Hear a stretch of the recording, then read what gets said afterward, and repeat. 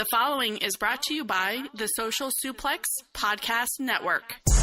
BWB, this is One Nation Radio. You better get it right. Rich Latta, James Boyd came to give them life. The Blackest Wrestling Podcast has come to kick all ass and drop it 6 feet if they kicking trash. Word, let me welcome y'all to something different. And if you dig it, man, you should let some friends listen. We be getting it in, that's on the regular, dude. Ravish and flow, but this shit rude. See, James don't rap, so I had to break it down. The whole network, man, we coming for the crown. Raps in the columns, I keep them both covered. Making the beats too, so the listeners can bump it. Hit us with the rating, yeah, I'm saying it's a 5. Before you hit it, talk, bob your head side to side. It's One Nation Radio, and this is the beginning. It's Rich, and I'm here with James. It's time to listen to One Nation. You got to unleash the power of the pyramid. This is Mike Sempervive from WrestlingObserver.com. Check me out on Wrestling Observer Live every day. And also check out your boys, Rich and James, on One Nation Radio. This is Kenny Omega. We're listening to One Nation Radio.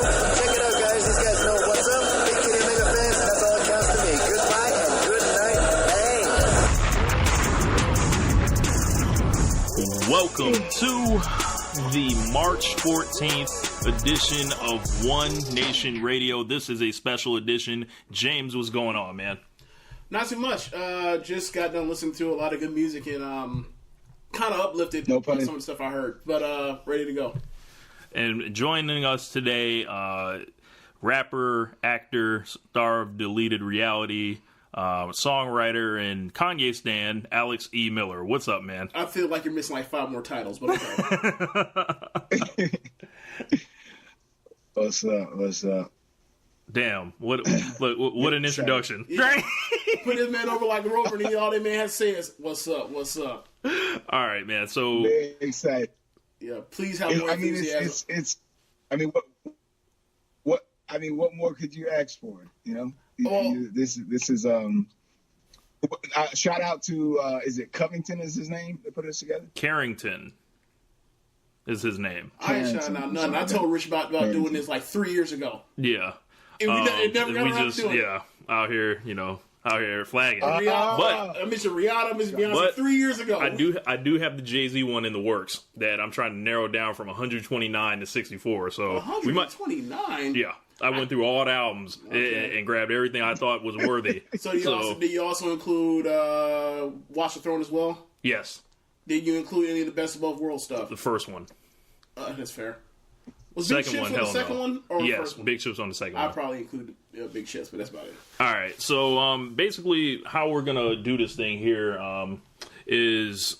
Myself, the way I look at Kanye's music, I was always inspired by him as a producer and as a rapper and everything. James is always a big fan of his music, and like I said before, Alex is a stan. Alex is here to settle, he's the third vote in most of these scenarios. I'm thinking, should we do like a rotation every bracket or not? Like, what do you guys think? Like somebody sits out? Like, no, pretty much like, if it's like I have the first vote, you have the second vote, Alex has the third vote. When we go to the next bracket, this is stuff we should talk about off air, but yeah. we'll go ahead and and switch it up, so someone else has a third vote the next time. So do you basically want to make it like so basically have Alice go first, I go second, you go third, and then the next time around I go first, you go second, he goes third, right, and then just switch it up every bracket. Okay, you keep track of that. Yeah. So I don't know where Alex just went. Oh, he dropped off? No, he's right there. But yeah, we're about to get it started here. So he's just black, huh? No. He walked out of the car for a second. Oh, okay. So we're gonna start in the Northwest region. The first matchup is, I guess I'll go first on this one. James will go second. Alex will be third. So the first matchup is Can't Tell Me Nothing versus Amazing. Can't Tell Me Nothing is the lead single off of Graduation. Amazing was on 808s and Heartbreak. I'm letting y'all know now. I'm not voting for anything on 808s and Heartbreak. Yeah, I mean, I like Amazing. I think it's one of the 3 or 4 best songs on 808s and Heartbreak. And, I like 808s, a lot. But it ain't. You can't tell me nothing. So Can't Tell Me Nothing. Alex, any thoughts on Can't Tell Me Nothing yet, or are you gonna save them? I I mean, I'm with y'all. Can't Tell Me Nothing. It's something that I listen to every 5 years, and I gather something different as I evolve as a person. It's like, oh wow, I didn't like catch that because maybe I just wasn't old enough to gather everything. You know what I'm saying? So many innuendos in that song. All right, so Can't Tell Me Nothing moves on. The next matchup in the Northwest region, we have So Appalled versus Never Let Me Down. Yes, we getting right to it off rip. So me going first, I'm going to go ahead and cast my vote for Never Let Me Down. It's Kanye West and Jay-Z on a ridiculous beat, and both of them ripped it in their own individual ways. I feel like So Appalled is Kanye West and Jay-Z and a bunch of other dudes that I ain't really like necessarily here for at the time. So I'm going Never Let Me Down. My go or his go? It's you. Yeah, it's James. Damn. This one is right to it. Already tough. I'm gonna say I'm So Appalled. Like, Kanye's incredible in that verse. It's just like there's something about him on Dark Fantasy where just like everything is just, that comes out of his mouth is just like utter defiance of I'm the best motherfucker to ever live. Like that kind of attitude. I love it. So yeah, I'll go with that. And then Jay-Z. I will grant you that like it can go either or, especially like with the fact that it's a lot more tight of a fit on Never Let You Down. Yeah, Never Let Me Down. So Alex, you are casting the tie-breaking votes. Never Let Me Down or So Appalled. What you got? This probably should have been a question I asked y'all before we started this. Are we basing this on it's called Kanye Madness? Is this based on Kanye's performance on these songs or the song overall? Song overall. I think you got to wait. Like, it's going to be a case-by-case scenario. Like, it really is, I feel like. Also, we're moving the goalposts. Already. We're going to have to. If with a guy this diverse and, the how different these songs are. The best way to do it is this. Like, you are being recorded while doing this, and people will consume it, and then they also will have your Twitter handle or whatever else. They might call you what kind of names, right? If you don't come correct. So I would say go with it as if like people are watching you. Yeah, we on a live.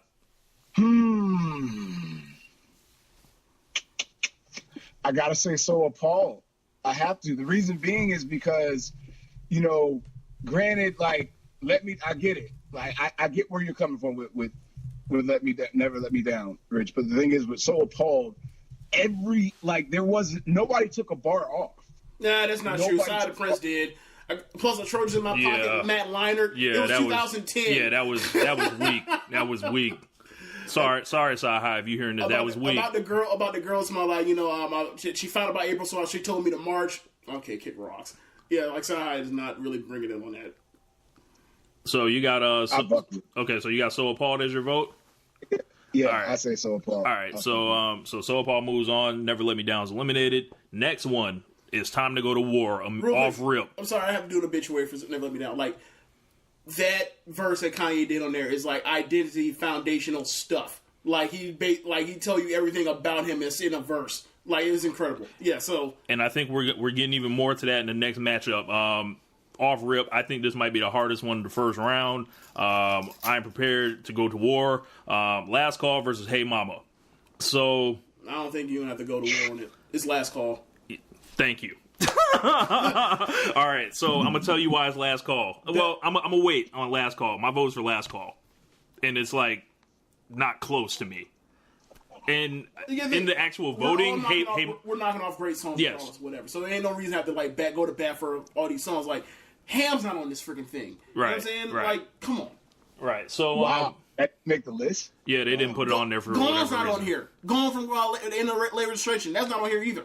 Yeah. So I feel compelled to talk about this one because they on Twitter, Hey Mama kicked Last Call's ass, and they're wrong. Like, but you know what that is. Like, his mom died. Exactly. It's such a beautiful song, and it's such a lovely song that you really don't like that kind of appreciation in a rap song on a rap album like that. Like, especially from that dude at that time. Like, that's one of the parts I talk about, like how uplifting Kanye's music is. Like, Hey Mama's one of those songs. Like, Roses is one of those songs. Like, that's why, you know, we go back and listen to like Regular Registration. Like, I thought this is the most underrated album. Like, most slept on. Like, their album is so. We gonna get to it. Like, great stuff. We gonna get to it.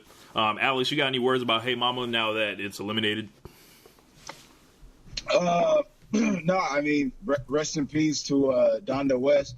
I can't relate. You know what I'm saying? Like, my mom's still here, so you know what I'm saying. Like, that song, it does mean a lot more now, being that she isn't here. But at the time, you know what I'm saying, the vulnerability that he showed, I think it's the first time we heard somebody be that vulnerable on a track about their mother since Tupac with Dear Mommy.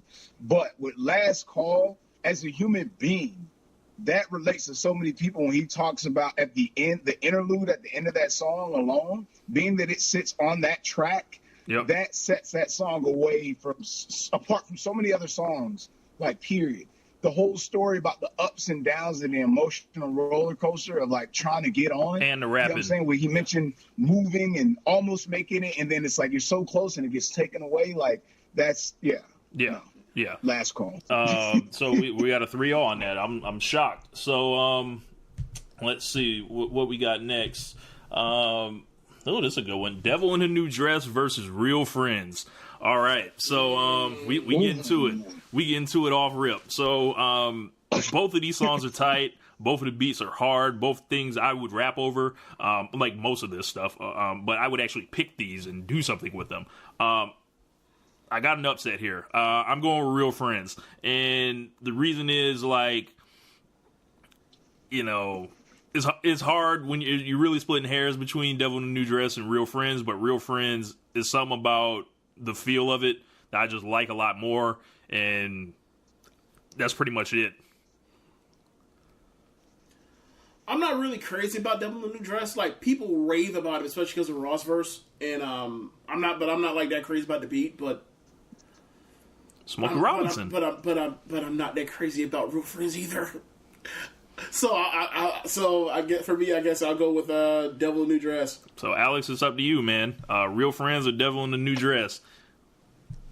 Why must this pressure be on me? Son of a bitch. Oh my God. Don't worry, we all gonna alternate that pressure. Yeah.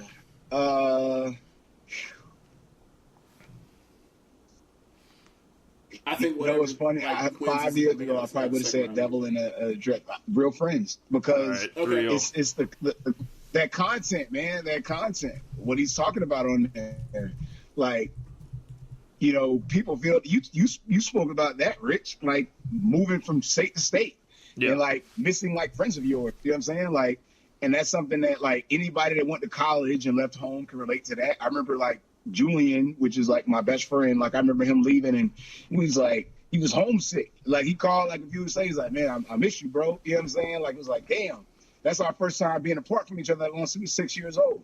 This man, Kanye West, been around the world and back for like 10 years, so who knows who he left behind or whatever. That deadbeat cousin line, that sold it for me.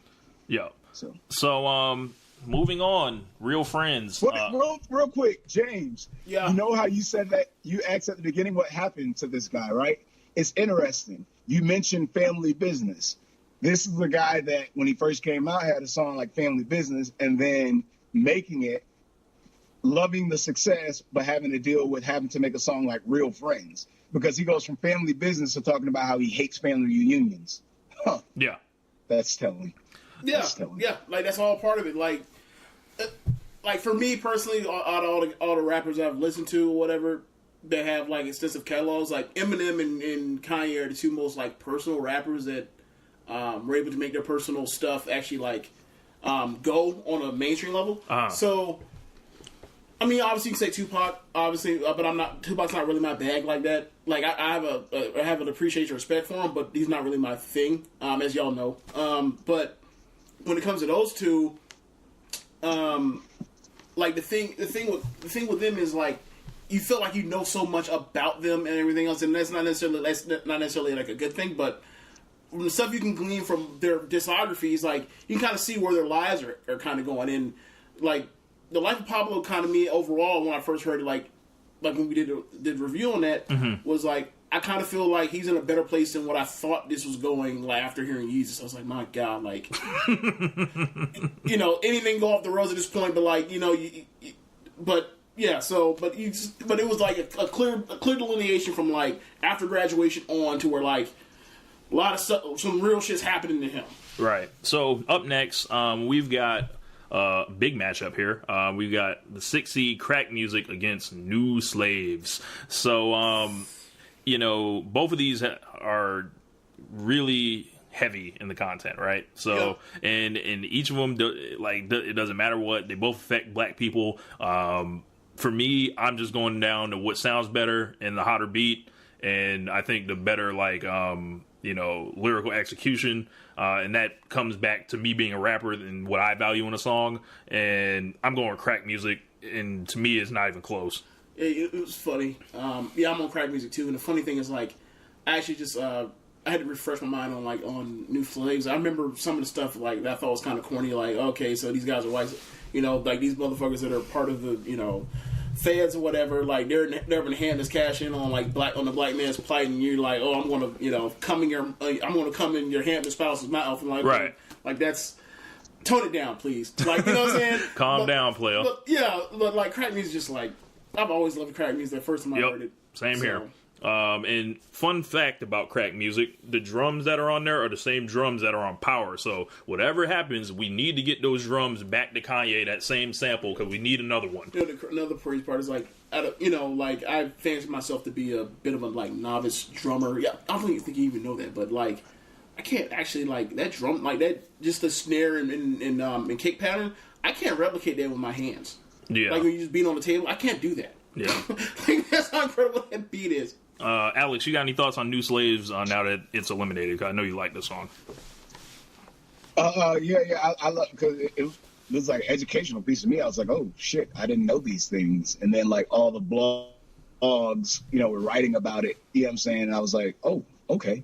I never knew this meeting happened in like, I think it was 88, 89. And it was like, there's this the story behind that is he's doing a documentary on Minister Farrakhan, Kanye is, and I guess that's where he got, when he, you know, this information came to him, and then that's, you know, helped him, you know, putting that song together. That was fascinating. Fun fact about Crack Music, the game, there's a lost verse. Yeah, I heard it on LimeWire.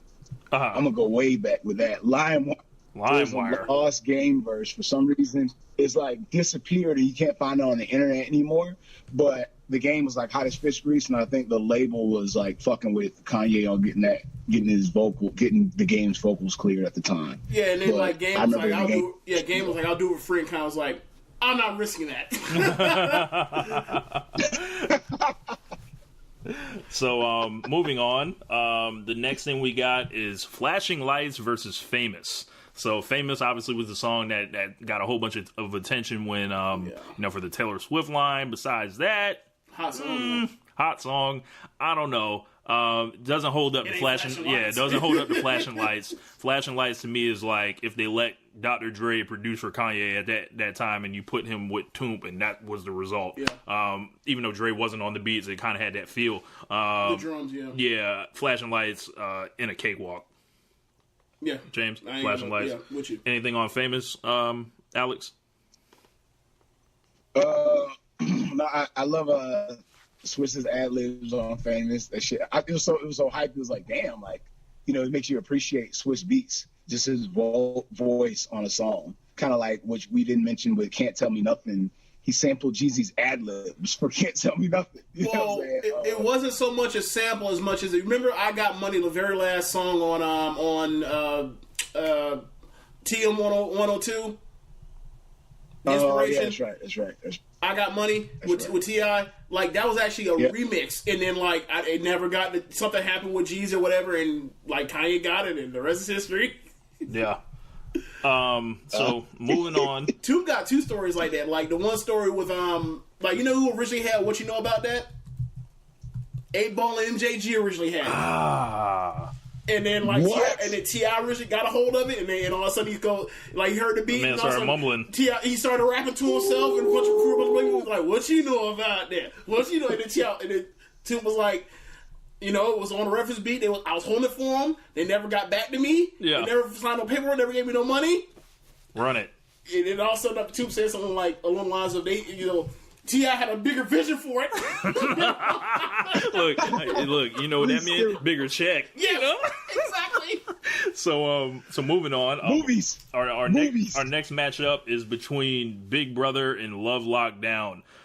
I have a no 808s and heartbreak rule that I will not bend here. And this one ain't even close. Big Brother. Yeah, even if I don't have that kind of thing, Big Brother's a better song than Love Lockdown.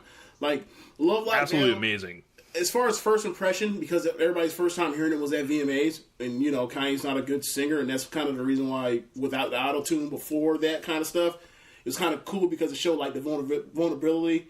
But when he came out there with the auto tune and it was not on point, he was like, this dude might be out here ruining his career. And then you hear like the actual like finished product, and you're like, okay, it's back in the road, but like, the hottest rapper in the world is doing this R&B thing. I don't know. It turned out to work out in the end game, but like it was some weird time at that point in 08. Big Brother, that beat is insane. Yeah. Toon killed that shit, as Kanye said, and it was a Prince sample, so it resonates here. Alex, any thoughts on Love Lockdown before we tell that shit to hit the road? No, I mean pretty much everything James said. I remember that happening, and that's one of the biggest arguments we ever had. Whoa. Like as a group over some music, like you and Kirby hated that song like as if like hated that shit more than the Nazis. Like, and me and Alex were like, I was like, this is bad, but like, let's see what happens with the live version. And Alex was like, it's good. I was like, no, it's not, Alex. And like that man was running like to the defense squad, like trying to figure out the arguments. Yeah. I was like, this shit ain't looking too good. But yeah, Anything, Alex? No, I mean, pretty much James, he hit it on the head. You know what I'm saying? With Love Lockdown, that was on. I remember, I never forget 50, like, admitting in an interview, he was like in awe of the success with that album. He was like, man, this was supposed to be his dud. And this shit still fucking with platinum. That completely changed his whole entire trajectory. Like, that was like, you always talk about, Rich, like, a lot of rappers, their third album is when they start trying new shit to change their sound up. Like, this is on his fourth album. And, like, had that shit gone left, who knows where his career would have gone. But, like, it worked out, and, like, we ended up getting, like, a whole bunch of extra artistic decisions. I don't know if that's for better or for worse. That's what we ended up getting after like I think 808 worked out. I think you can say you got essentially 3 albums out of it, 2 being, or one of them being Kanye's, one of them being Jay-Z's, and the other one being Watch the Throne, like off the tree. Blueprint 3? Yes. Yeah, that's because true. like the sounds that were being used, but the thing is they use a lot better drums on everything after 808s and Heartbreak, in my opinion. So moving forward, we've got Through the Wire versus No Church in the Wild, 2 versus 15. Oh my god, how is No Church in the Wild a 15 seed? I mean, yeah, like... Let me see, hold on. Hold on. So I am going to vote for... I'm voting for Through the Wire. Yeah, like No Church in the Wild ain't got no chance. Yeah, holla. Like, not a bad song or anything, but it ain't Through the Wire. That song is not no 15 seed. Like, that... Yeah, bad seed and killed that one. Yeah. So, yeah, Through the Wire. Alex, you got any thoughts on No Church in the Wild before we tell it to hit the road? Nope. So, like, pretty much it's just unfortunate, you know what I'm saying, in the seating. Yeah, it had to be tough. It's one of those based off of the song's great, obviously, great intro to No Church or to Watch the Throne, but like the guy carrots. Like that's one of those like he said it. He said there was like an 11-person, voting thing, and then there's a point system or whatever. Mm-hmm. Basically, like you once you get 60 points and so forth, so when they all added up, and then basically ran brackets from there. I wonder if he filmed that. If he filmed that, He did. oh boy. He has a lot of video on YouTube, like with some of the different conversations. Really? Okay, I have to see that. I have to Yeah. see that. So after our Glad I first, wasn't in that thing. I would have lost my mind over some of that stuff. Yeah, like, so- just arguing over you can't put this here. No. so after the first bracket, we have Can't Tell Me Nothing versus So Appalled in the next round. We have Last Call versus Real Friends, Crack Music versus Flashing Lights, and Big Brother versus Through the Wire. So we're gonna move on to the next bracket to get that in place. So we're gonna go ahead and swap. I will be the third vote this time. Alex, you will vote second. James, you will vote first. Okay. So the next one we have is the Donda region, and the 1-in-16 matchup is 1 All Falls Down versus 16 Addiction. All Falls Down. Yeah, All Falls Down. I'm not that high on that song as everybody else. Like, I don't. If it was me and I was sitting, I would put that as a 1 seed. I would put that as a 2 or maybe a 3. But yeah, All Falls Down was great. Another like Black Identity great song. I miss that Kanye so much. Like, I know the old Kanye and all that shit, yada yada yada. But like, dude, Kanye has so much, like, he put so much heart into his in love and like thought into that first album. So Alex, All Falls Down or Addiction?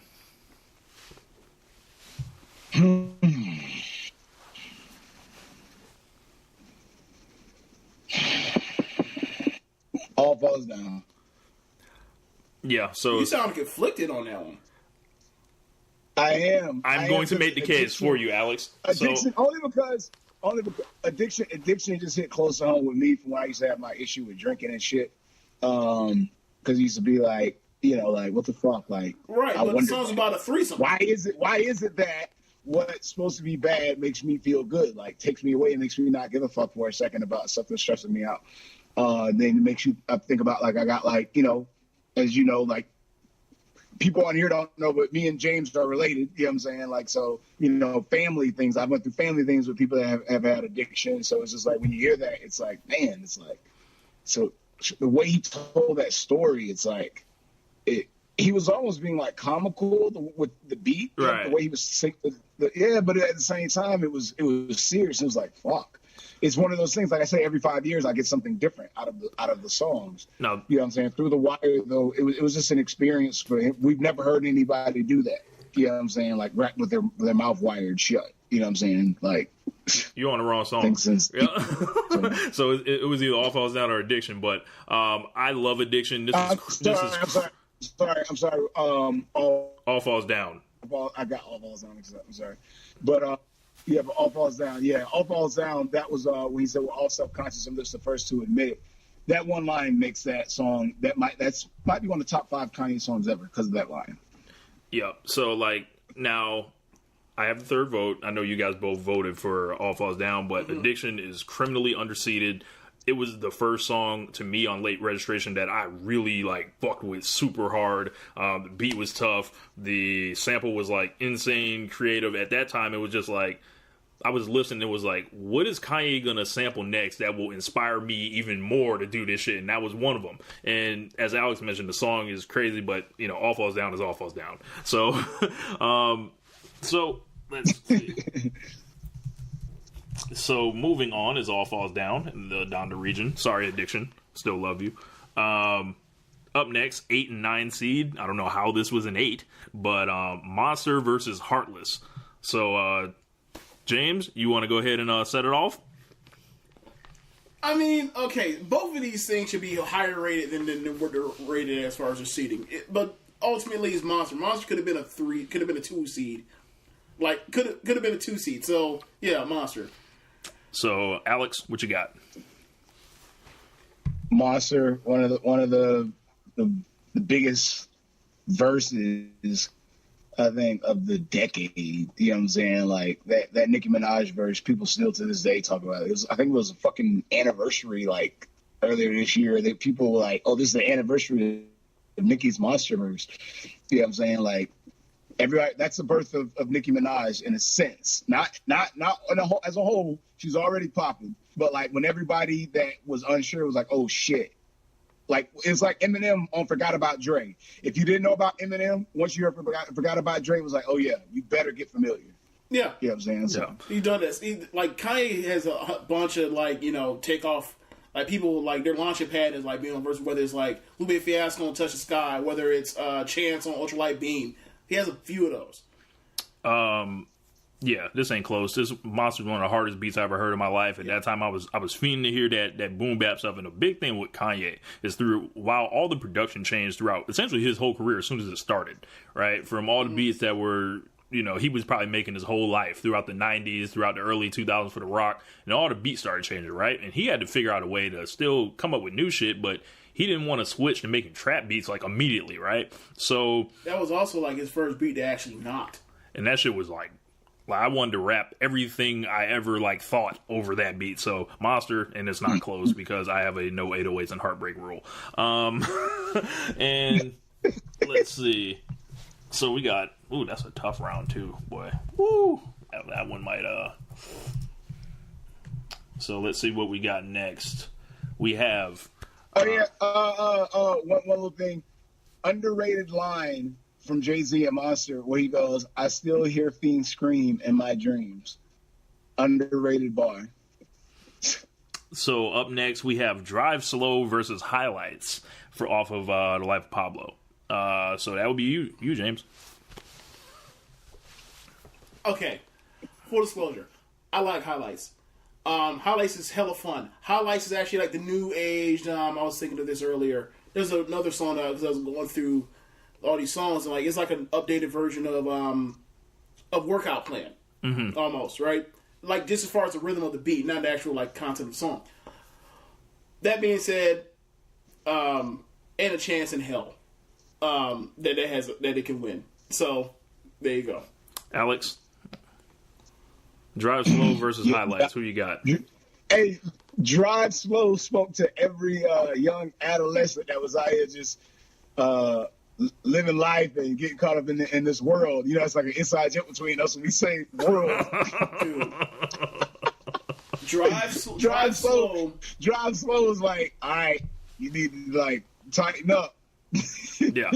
Drive Slow as just a song alone, just the content and what was said on just the Kanye verse. Period. Just that. And I mean, you can add the other guy's verse, Paul Wall or GLC or Concert one. Both of them. Okay. Whatever. Or no, it was Paul Wall and GLC. GLC. You can make that. You can add on to that if you want to, but just from Kanye's verse alone, like in that beat, like you could make a coming of age movie off of just that, just the idea of that. Like, don't rush or be slow. Don't rush or be grown. Drive slow, homie. And like trying, like. And everybody got a big homie. Yeah. So. True. Yep. So trying to see what we got next. So yeah, you guys voted Drive Slow. I have no issue with that at all. Up next, we have. Ooh, this is gonna be a fun one. Number 4 seed, Runaway, versus number 13 seed, Blood on the Leaves.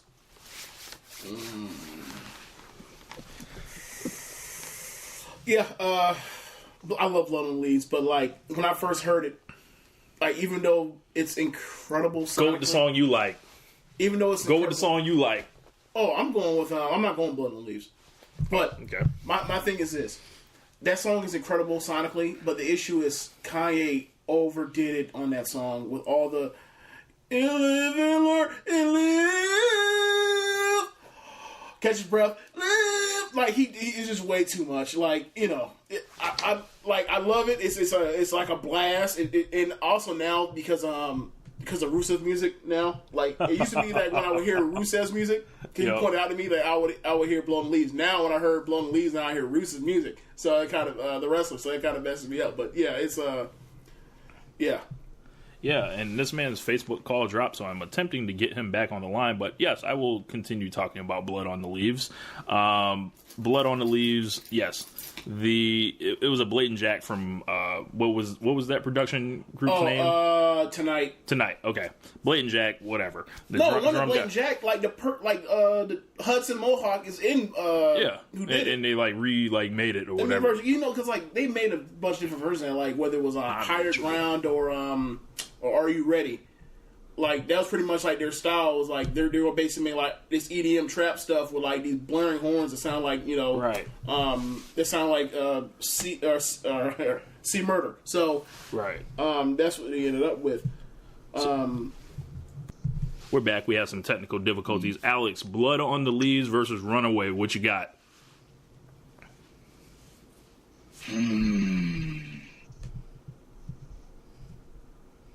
Remember, we are recording. be quick. Be prompt. I'm trying so hard not to get caught up in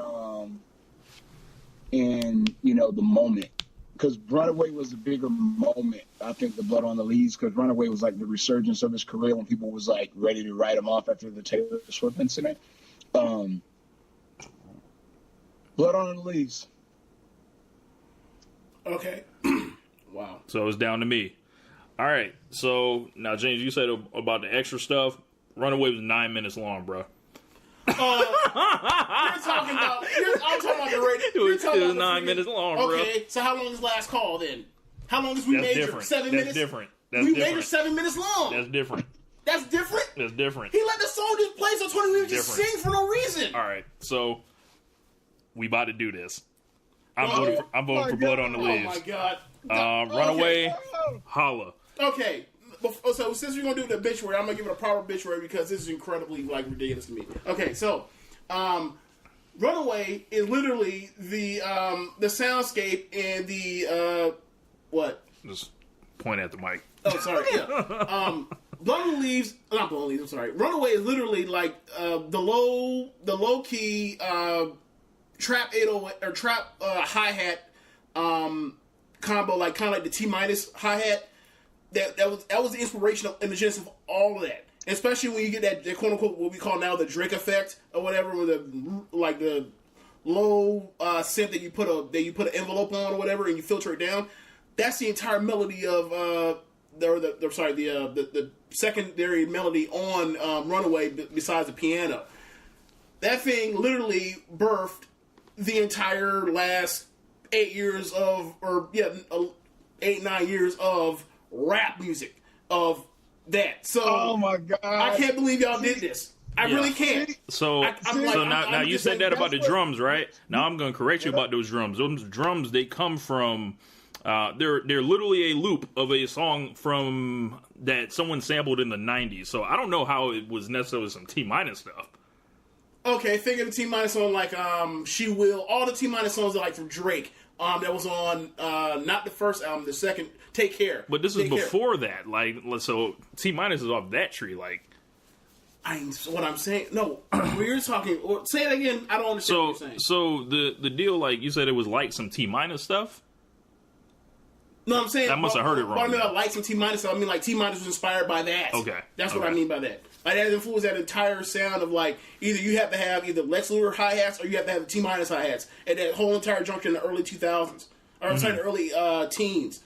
That was the two sounds those two passes you going down for trap drums. Yeah, bro. When I turn on Blood on the Leaves, it's gonna bang harder. It's gonna I'm just with Blood on the Leaves on this one. Wow. So Runaway, see you. Wow. Runaway, like everything he's saying is reminding me of how much I love Runaway. Another reason now that I think about it, don't go back. Don't do this. And it's the total he completely after what happened with the Taylor Swift thing, he completely says, well, you know what, I am a jerk, I am an asshole. Let's have a toast to the douchebags, have a toast to the assholes, toast to the scumbags. I'm going to explain to you why I have completely turned heel or completely it's literally Hulk Hogan after dropping the leg on Randy Savage, then talking about if it wasn't for me, you guys wouldn't be here. And if it wasn't for me, Eric Bischoff would still be selling meat from the back of a truck in Minneapolis. It's literally that. It's incredible. I can't believe y'all did this. Yeah. So Alex, yeah, you said you had something to say. All the Kanye rants. If you're a stan and you went to a Kanye show, all of the rants. I'm sorry, that's not the name of the streams of consciousness. Oh, Lord. Every time there's a stream of consciousness, he does it over the Runaway instrumental. He'll tell Mike Dean, keep it going, or all right, next. I don't want to talk about it anymore. I fucked up. All right, so That third vote. Look at Richard eating this shit up. Lights you. See? Let's see what we got. The next one, not really the most exciting matchup of the first round, but Blame Game versus Roses. So, this ain't that hard for me. So, James? Roses. Roses. Yeah. I really like Blame Game, and I really think that's probably like the last really either that or Hell of a Life. I can't remember which one was last on Dark Fantasy, but like one of those. It was Blame Game. Yeah, so it's like that's like the very last like really good song on Dark Fantasy. I mean, like there's Lost in the World and all that kind of stuff, but that's kind of more like that's kind of like when you think of Faded. It's like that ain't really like on the album. They ain't really like to think about. That's just like you groove to it kind of, but you ain't really like considering it or whatever. Yeah. So and then of course, Who Will Survive in America? Yes, Who Will Survive in America? Bubbling, bubbling, bubbling. So up next we've got Good Life. Freedom. Wow. So the next matchup is Good Life versus Celebration. Oh my God. James, on you. It's Good Life. The Celebration is incredible. Like the instrumentation that John Bryan put into that thing is like unreal, and it's funny that me and your mama, we was practicing. Yes. It's funny because, Kirby and us got into that kind of, Drake or Kanye thing, and I'm thinking to myself, like, I kind of, like, stopped listening to rap, or started listening to music, period, like, temporary music in, like, 2014. But I remember, like, those first few Drake albums, and, like, how sparse and, like, lo-fi they are, and, like, then you hear, and then I'm thinking, like, I don't know where Drake's going from now. I've only heard the singles. I do like his singles for the most part. But when you compare that to, like, all the stuff that they throw into crack music, all the stuff they throw into, is put into Celebration or Roses, like, the production's on such a higher level. It's like, they can't even compare it. It's almost like they're playing different leagues because like the budget and the talent level to do that stuff was like, so much higher. It's so much higher. It's like when people were like talking about, for example, the Justin Timberlake 2013 album, the 2020 thing. It was like the 2020 experience. Like it might not be like your cup of tea, or you might think it might be kind of like it has no edge or umph to it, but like you hear like you hear the instrumentation, like the string section on Sugar Love Girl, and you're like, nah, bro. Like nothing else is this expensive that's coming out here. Nothing else sounds as good. It's kind of like I can't even like imagine like the Kanye Drake thing really being a thing, because like there's no way to even compare musically. So Alex, Good Life or Celebration? Who you got? Good Life. Make sure. So we got Good Life. No argument from me. Celebration was incredible. But yeah, Celebration was like, we majors on that album too. Like Life versus Church is incredible. Yeah. Look, take that up with the general public who hates that album apparently. There's it's like a weird thing when like people either love like people that like Graduation a lot. Like, I mean, there's obviously we're kind of different, but like people have like if there's two albums like that people have weird things about. What kind of like Kanye fandom is like either people like downgrade Graduation or they downgrade late registration, and then like the other one is like high for them. It's weird. I don't get it. So up next, probably I call this the Rich Latta Memorial section. This matchup, and ironically, I have the third vote, so hopefully I get to make it. We have the Glory versus Get 'Em High, and this is 7 versus 10 matchup. James, who you got? Which one's the 7? Glory. That's right, Glory. That's your pick. Yeah, like, okay. I mean, Get 'Em High is a posse cut. It's cool, but it doesn't, like, I mean, obviously, this is just a song. It did save Common's career. Let's say that. Because before that, it was like, hold on, they put Common on this? And that man came with that verse, and it was like, he was back. I wouldn't say that saved his career as much as B saved his career, and Kanye put, this came before B, so, like, it was like, that's when they started working. Okay. And all that. I don't know if that's when they first started working. All I know is that B album, like, dude, there ain't a chance in hell Common's doing no Race Together with Starbucks, or doing a voiceover for the commercial for IBM without the B album. So, Alex, find it forever. Alex, who you got on that? Get 'Em High or the Glory? Glory. Thank you, Glory. Like there are two songs on I feel like there are a couple songs on College Dropout that were like, regardless of how good they are, they kind of just don't really fit necessarily. And like Get 'Em High and like not School Spirit, the one with Breathe In, Breathe Out, kind of like they could lift right out. Mm-hmm. Yeah. I love the line that Glory at the Grammys. I went Ultra Travolta, and then it was like, with my ego, I can stand and fucking speedo and feel like I'm a fucking hero. Bro, literally the whole song. The whole song's a hip hop quotable. Yeah,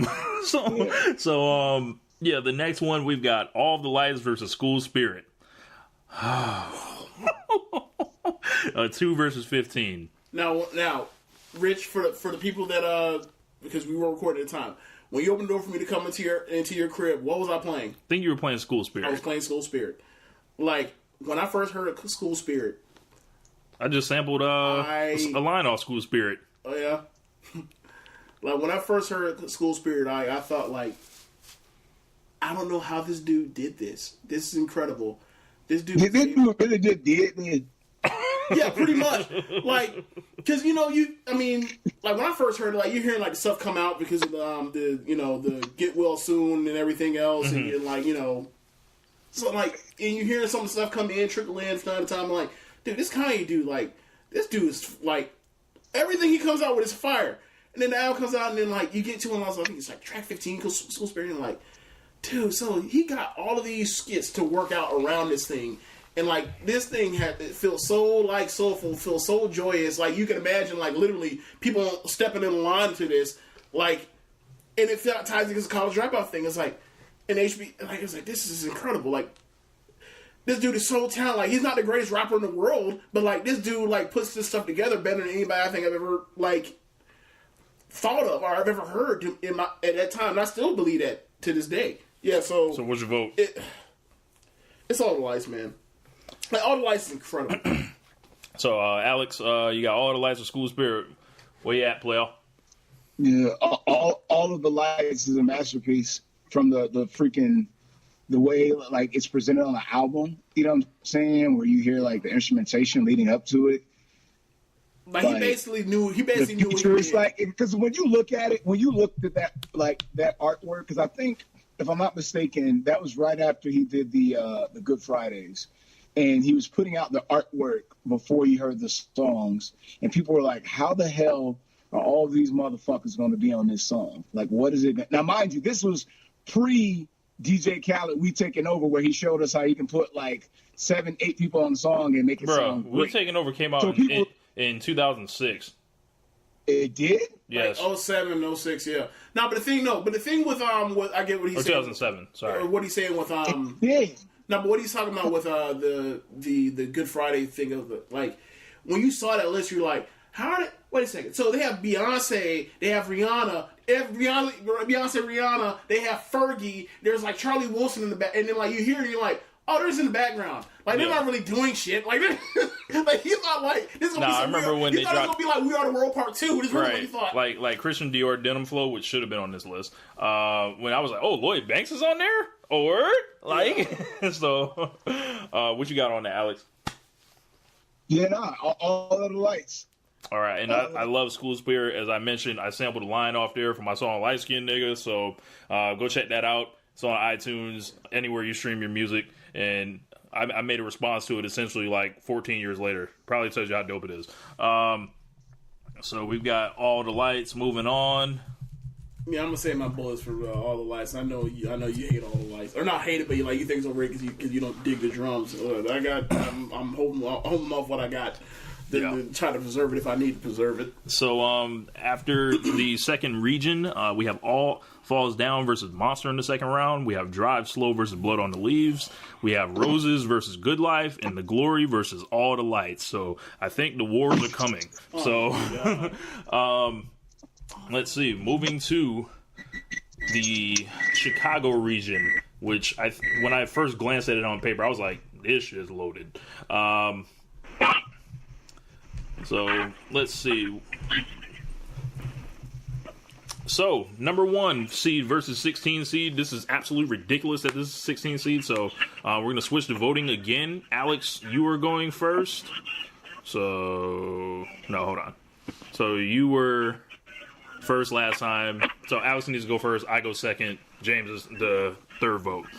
So, Alex, so we've got Jesus Walks versus Murder to Excellence. Hey, whatever you're doing it. 16 seed. Yeah, Murder to Excellence should not be a 16 seed. Alex, what do you have going on in the background? Because I hear it and it's picking up.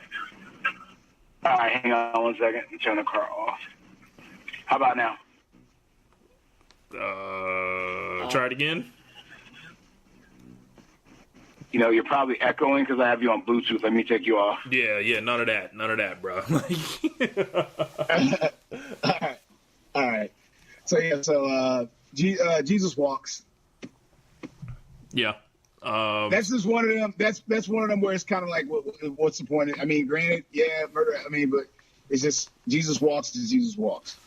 So I'm voting second here. I'm not going to vote for Murder to Excellence, but it's quite possibly my favorite song on Watch the Throne. The beat is absolutely insane, like as far as the samples, the switch to the second beat, that shit's ridiculous. What they're talking about, the rap, you know, the actual rapping skills shown on that shit, and then like it's insane. Like the drums, like I don't know, bro. Like that's a lot closer than people think. It's gonna get knocked off and probably voted, you know, against is like a 90-1%, or excuse me, like 91-9 or something like that. It's not that big a gap, but I'll vote for Jesus Walks because Jesus Walks is Jesus Walks. Yeah, it's Jesus Walks. Like the one quick thing on Murder Excellence is like, you know, like because I check it out probably once a year or so. Watch the Throne.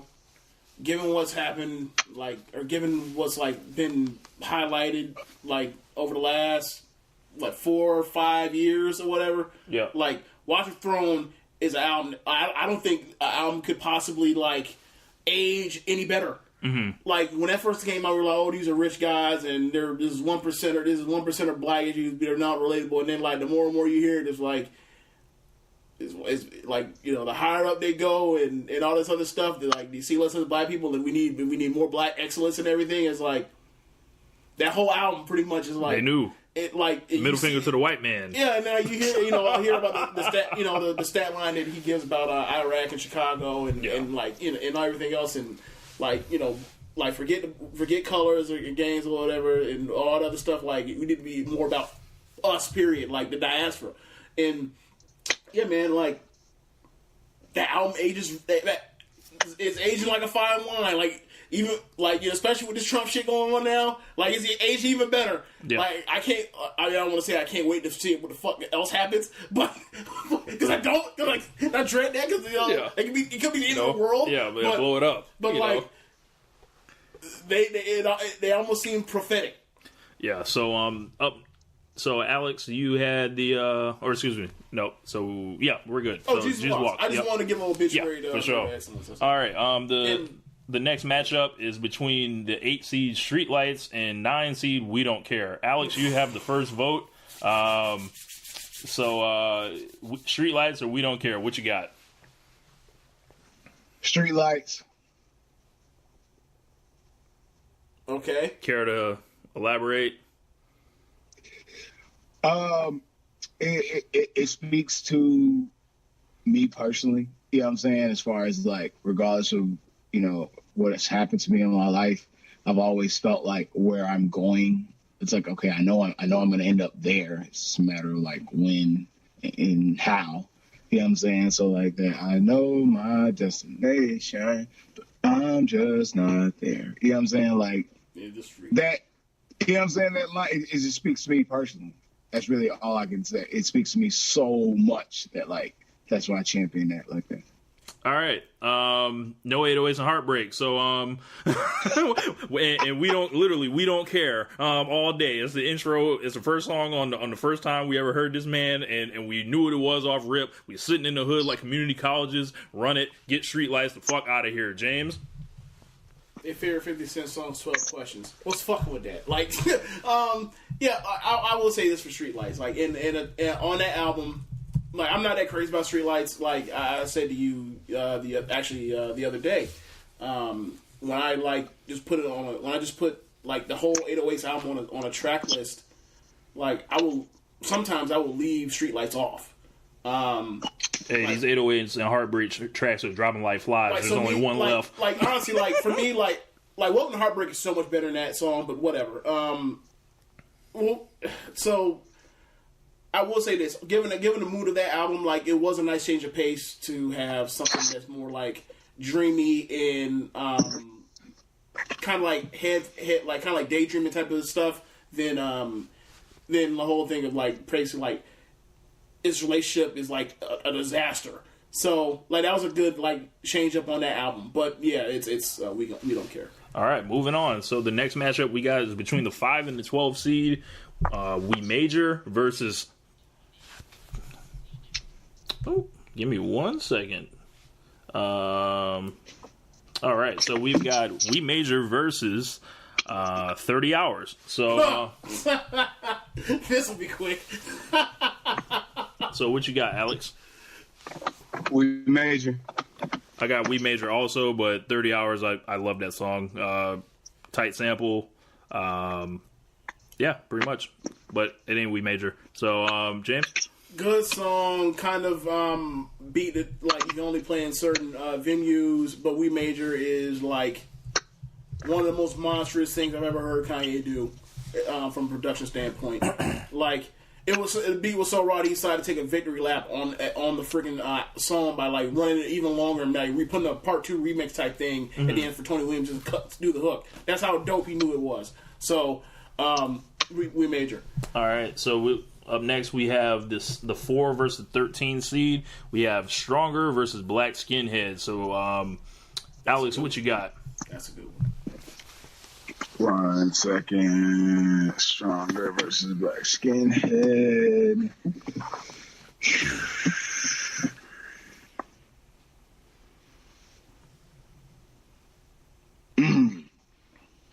Oh my God. Stronger. All right. So I've also got Stronger. I like Black Skinhead a lot, probably more than anything else on Yeezus, and it actually is on. It's on movies, video games. It's gonna live forever. Essentially, it's literally Kanye's version of Marilyn Manson, "The Beautiful People."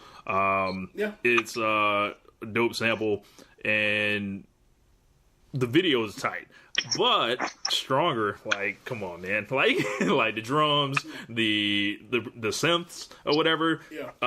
Around that time, the only person using them type of synths like that was Lil Jon, and that was like a couple years prior to that. But then we started getting put on like that electro type shit through this, and they sampled the Daft Punk shit, slowed it down. Shit was hard as fuck. People didn't really know how to take it at the time. I thought it might have been a little bit ahead of its time, but turns out it was on time. You know what's funny? Like, well, think about it. Like, this is Daft Punk versus Daft Punk. Like, they both did both of these songs, or had their input on them.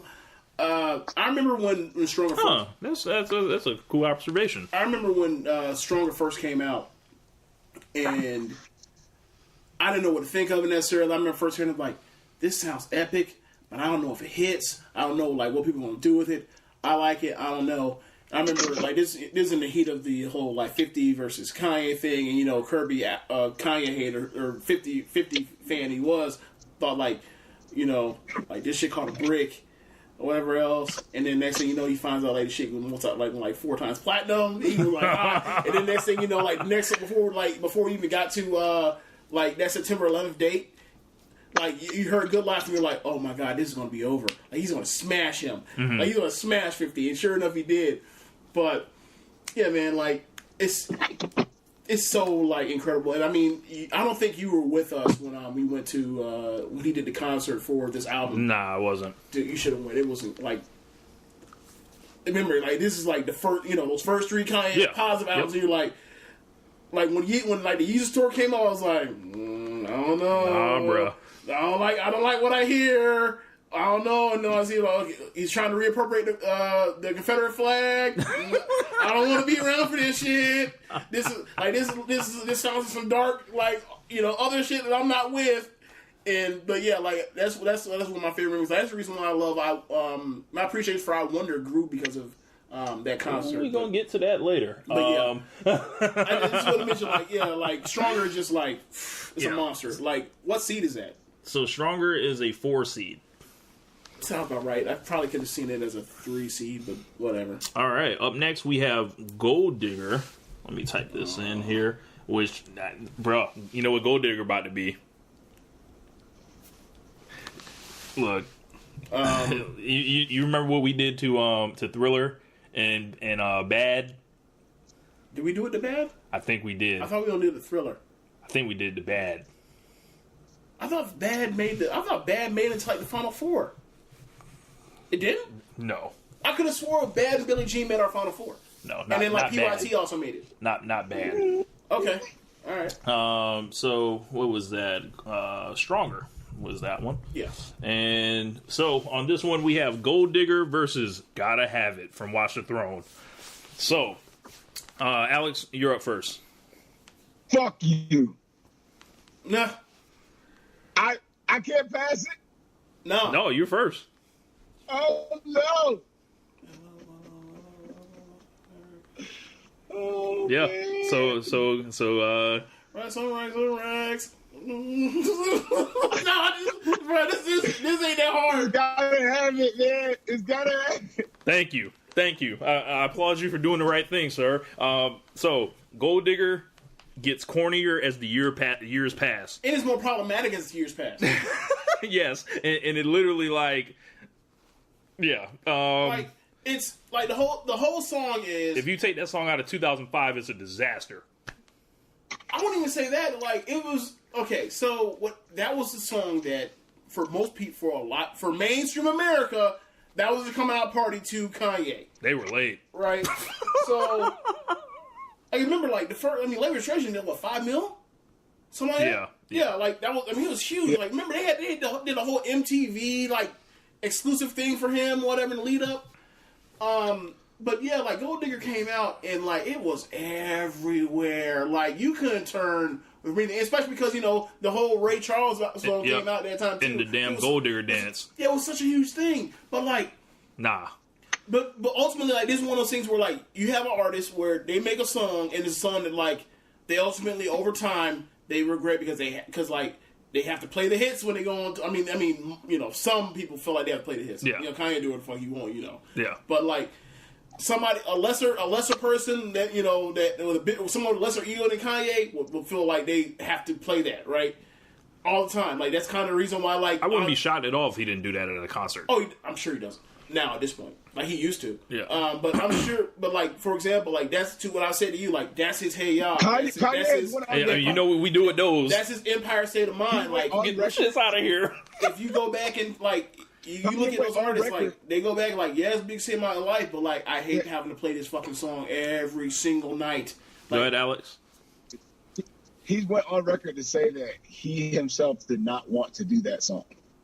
He said that in multiple interviews the past, year. I've heard him say that. Well, there you go. Hollow. So like down goes Gold Digger because I'm voting for Gotta Have It. Also, LOL, White America, Assassinate My Character. It's literally the most niggerish song on Watch the Throne. Do you also want to talk about how problematic Gold Digger is before we kick it to the curve? Sure. Okay, so obviously the woman he's with is black, is holding him down, taking care of his stinking ass, or whatever. I'm sorry, not taking care of him, but like this person, like it has to be a black woman that's scamming him or whatever, wants to leave him because she's supposed to be with somebody that's going to take quote unquote better care of her, and then so she goes on quote unquote hold him down until he gets on and then leaves him for a white woman. Well, that is a fucking smack in the face. Like, yep. So like she's untrustworthy. Then you tell her to be trustworthy, and then like quote unquote she basically gets nothing in behind because like 18 years she's scamming this dude with a child. Like it's nah, bro. It's so get that shit all the way out of here. Like, get all the way out of here. Like that song's a disaster right now. Yeah. So, I think it's about to go down. So the next matchup, 3 versus 14, Slow Jams versus No More Parties in L.A. Woo! So, Alex, you have the first vote.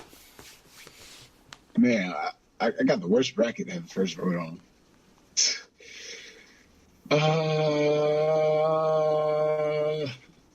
No More Parties in LA. Oh man. Any reason for that? Because Kanye admitted that he knew people thought that he lost it in that verse. And I never thought that he lost it. I like all Kanye's, the old, new, whatever the fuck people want to call it. But when he was like, you know, the writer's block is over, like him acknowledging that shit. And then, you know, so the 38-year-old, 8-year-old, you know what I'm saying? Like that line, like, is just so true. You know what I'm saying? About like where everybody else, he's very self-aware of what other people think about him. You know what I'm saying? And I feel like that verse there, it's people who say they didn't want that old Kanye, so to speak. There you go. So, I'm also voting for No More Parties in LA. It's Kanye West on the track with the new best rapper out, and he out-raps him on one of the hardest beats he's ever had. It was incredible to hear that Kanye, especially being somebody that, you know, was a disciple, you know, from that end. And, you know, I was like, man, why can't I have a whole album sound like No More Parties in LA? Slow Jams is nice. It's nostalgic. It's cool. To me, that's not even like, you know, that's not even Kanye's song. So, yeah, No More Parties in LA. To me, it ain't close. And I don't know how the hell that shit was a 14 seed. This is Slow Jams. This is fucking stupid. It's going to lose. Slow Jams launched the careers of 3 successful artists. It helped make Jamie Foxx an actual serious R&B singer. It helped establish Kanye as actually being more than just a guy, a producer / rapper. Actually made him helped him star build, and actually gave appreciation to one of the more unique guys in the history of rap music, which is Twista, and actually helped Twista become a star for at least one album. You throw that on top of the fact that like that beat is incredible. That is a beat to where that would, along with that sample put together with the Luther Vandross and the in the Rhodes piano. At that time, like, I don't really hear too many R&B beats that were better than that I've ever heard at that point in time. I vehemently disagree, but whatever, I got outvoted. So yeah, No More Parties in LA moves on. So I'll just type LA. Sorry, Slow Jams. So up next we've got Say You Will versus Good Morning. So Alex, you have the first vote. This is like a mirror match. Say You Will. Anything? I love the song. All right. I love the way it feels. Nothing wrong with that. So I've got Good Morning because obviously I have a steadfast rule of no 808s and heartbreak. Also about Good Morning, the drums are insane. The Elton John sample was like insane. The first time I heard it, I was like, my life had to stop at that moment to hear the rest of the song. So I'm voting for Good Morning. James, what you got? I'm a little jaded too because I seen Say You Will's performance at the Yeezus tour, and the way it was set up at the Yeezus tour was like fucking amazing. Keep going. Yeah, this is a mirror match. Like, both of the songs sound very similar. They're both the intros to back-to-back albums. I think Say You Will comes out as a part, like, I'm making an R&B version of a beat that's to kind of sound like Good Morning. Say You Will, as far as a production piece, is incredible with that choir set. Like, the remix is even more incredible when they decide to do pretty much the same rundown, except with a female choir. What up, Tom? It sucks. Like, I'm gonna have to say Good Morning, but I don't want to. And all of 808s and Heartbreaks drops and is out of here. So, yeah. So we've got Good Morning going over. You listen to Good Morning right now and be ready for the day. Ready to take on the world. So up next, speaking of taking on the world, the number 2 seed Power against Father Stretch My Hands Part 1. So they went ahead and matched up these two songs. Alex, you have the first vote. Feel free. Power. Alrighty. I will vote for Power as well. Power. Next. So, after this region... Father Stretch Your Hands is like, ultimate, like, it's on there because it's a meme. Yeah, it's a meme. Yep. Like we're really vibing out to him talking about Bleaching assholes. Yeah. No. So from this region, the results we have: Jesus Walks going against We Don't Care. We Major versus Stronger. Gotta Have It versus No More Parties in LA. With the two upsets, just come out here and got Gold Digger and Slow Jams the fuck out of here. Good Morning and Power. Woo, that's tough. So we are back to the original voting. So I will assume the first vote. James will have the second vote, and Alex will now have the third vote. So the first of the, let's see what region this is. This is Saint. So the Saint region. We have Touch the Sky versus the Workout Plan. I'm voting for Touch the Sky. Next. Touch the Sky. Touch the Sky. Like if I was going to see, if I was going to see, like saying about Workout Plan. A Workout Plan's cool, but like if it were me, I don't think it would have made my 64 best Kanye songs personally. But like it's a good song. Like Kanye, it's Kanye. It's funny. So next one, we have the 8-9 matchup, and this one is fucking tough for me. This is rough. So we've got Champion versus Otis. So, I never even think comparing those two. Yeah. So like, I remember when I was first hearing about Graduation, a couple songs would come out here and there on the internet. The first time I heard Champion, I lost my cotton picking mind, as they would say. The way the shit was chopped up, it felt like it was the College Dropout all over again. The Steely Dan sample was raw as fuck. Otis, similar feeling, like just stripped down, raw, sample based rap. Between both of these guys, I did a bracket. I may be deviating from it now. I originally voted for Champion. I'm switching my mind and going with Otis.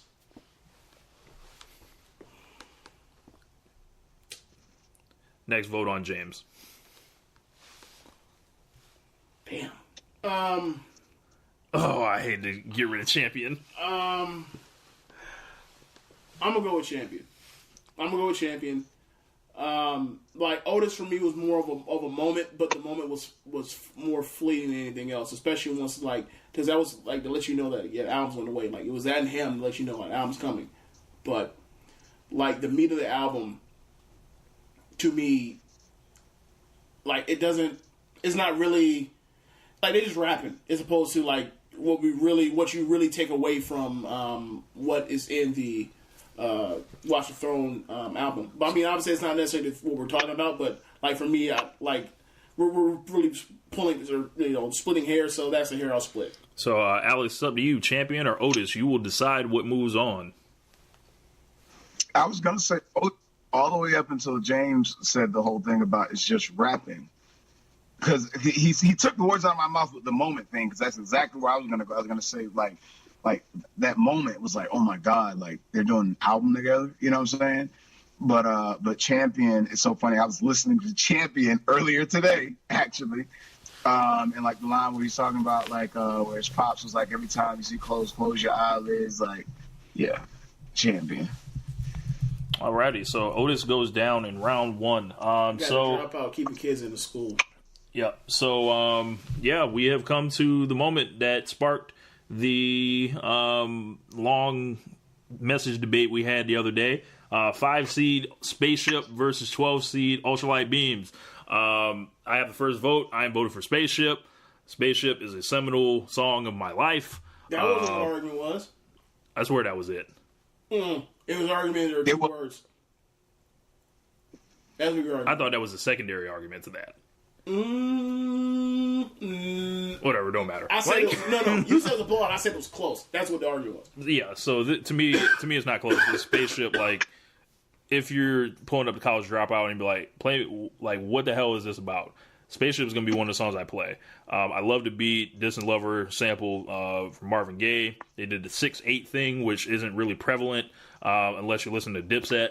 And the story and being black at your job in retail and feeling like you're getting hated on or racist or being racist against, it's Or feeling like the job's in the way of fulfilling your dreams. Yeah, that too, and want to go get it, and it's been that way for 10 years for me. So, Spaceship. I'm going second, right? Yeah. Yeah, I really like Ultralight Beams, but it's not Spaceship. At the end of the day, I know we're probably going to say that a million times, but yeah, Ultralight Beams is like such a ray of like wonder when you first heard that song, and like you pop it in, you're like, you know, he's just happening. You're like, you're hearing all this crazy stuff going on about this album, like what the hell's going on, and then like you watch the SNL, like I don't know if you watched it or not live, but like the SNL came on, and like he performed, and you're just like, yo, this thing is like huge. That's what she said, right? But but like it was like, this is like a callback to like the choir, the church stuff, and in College Dropout. I was like this motherfucker, like, and then you hear the Chance verse, and you're like, oh my god, like we might be onto something here. And I mean, it ultimately wasn't that, but like just to have like those just little specks and peaks of like what he could do if he decided to make a quote unquote College Dropout too. Like Ultralight Beams is like, it's just great. But yeah, it has to go. It just goes. Hollow. Yeah. Not a fan of that song.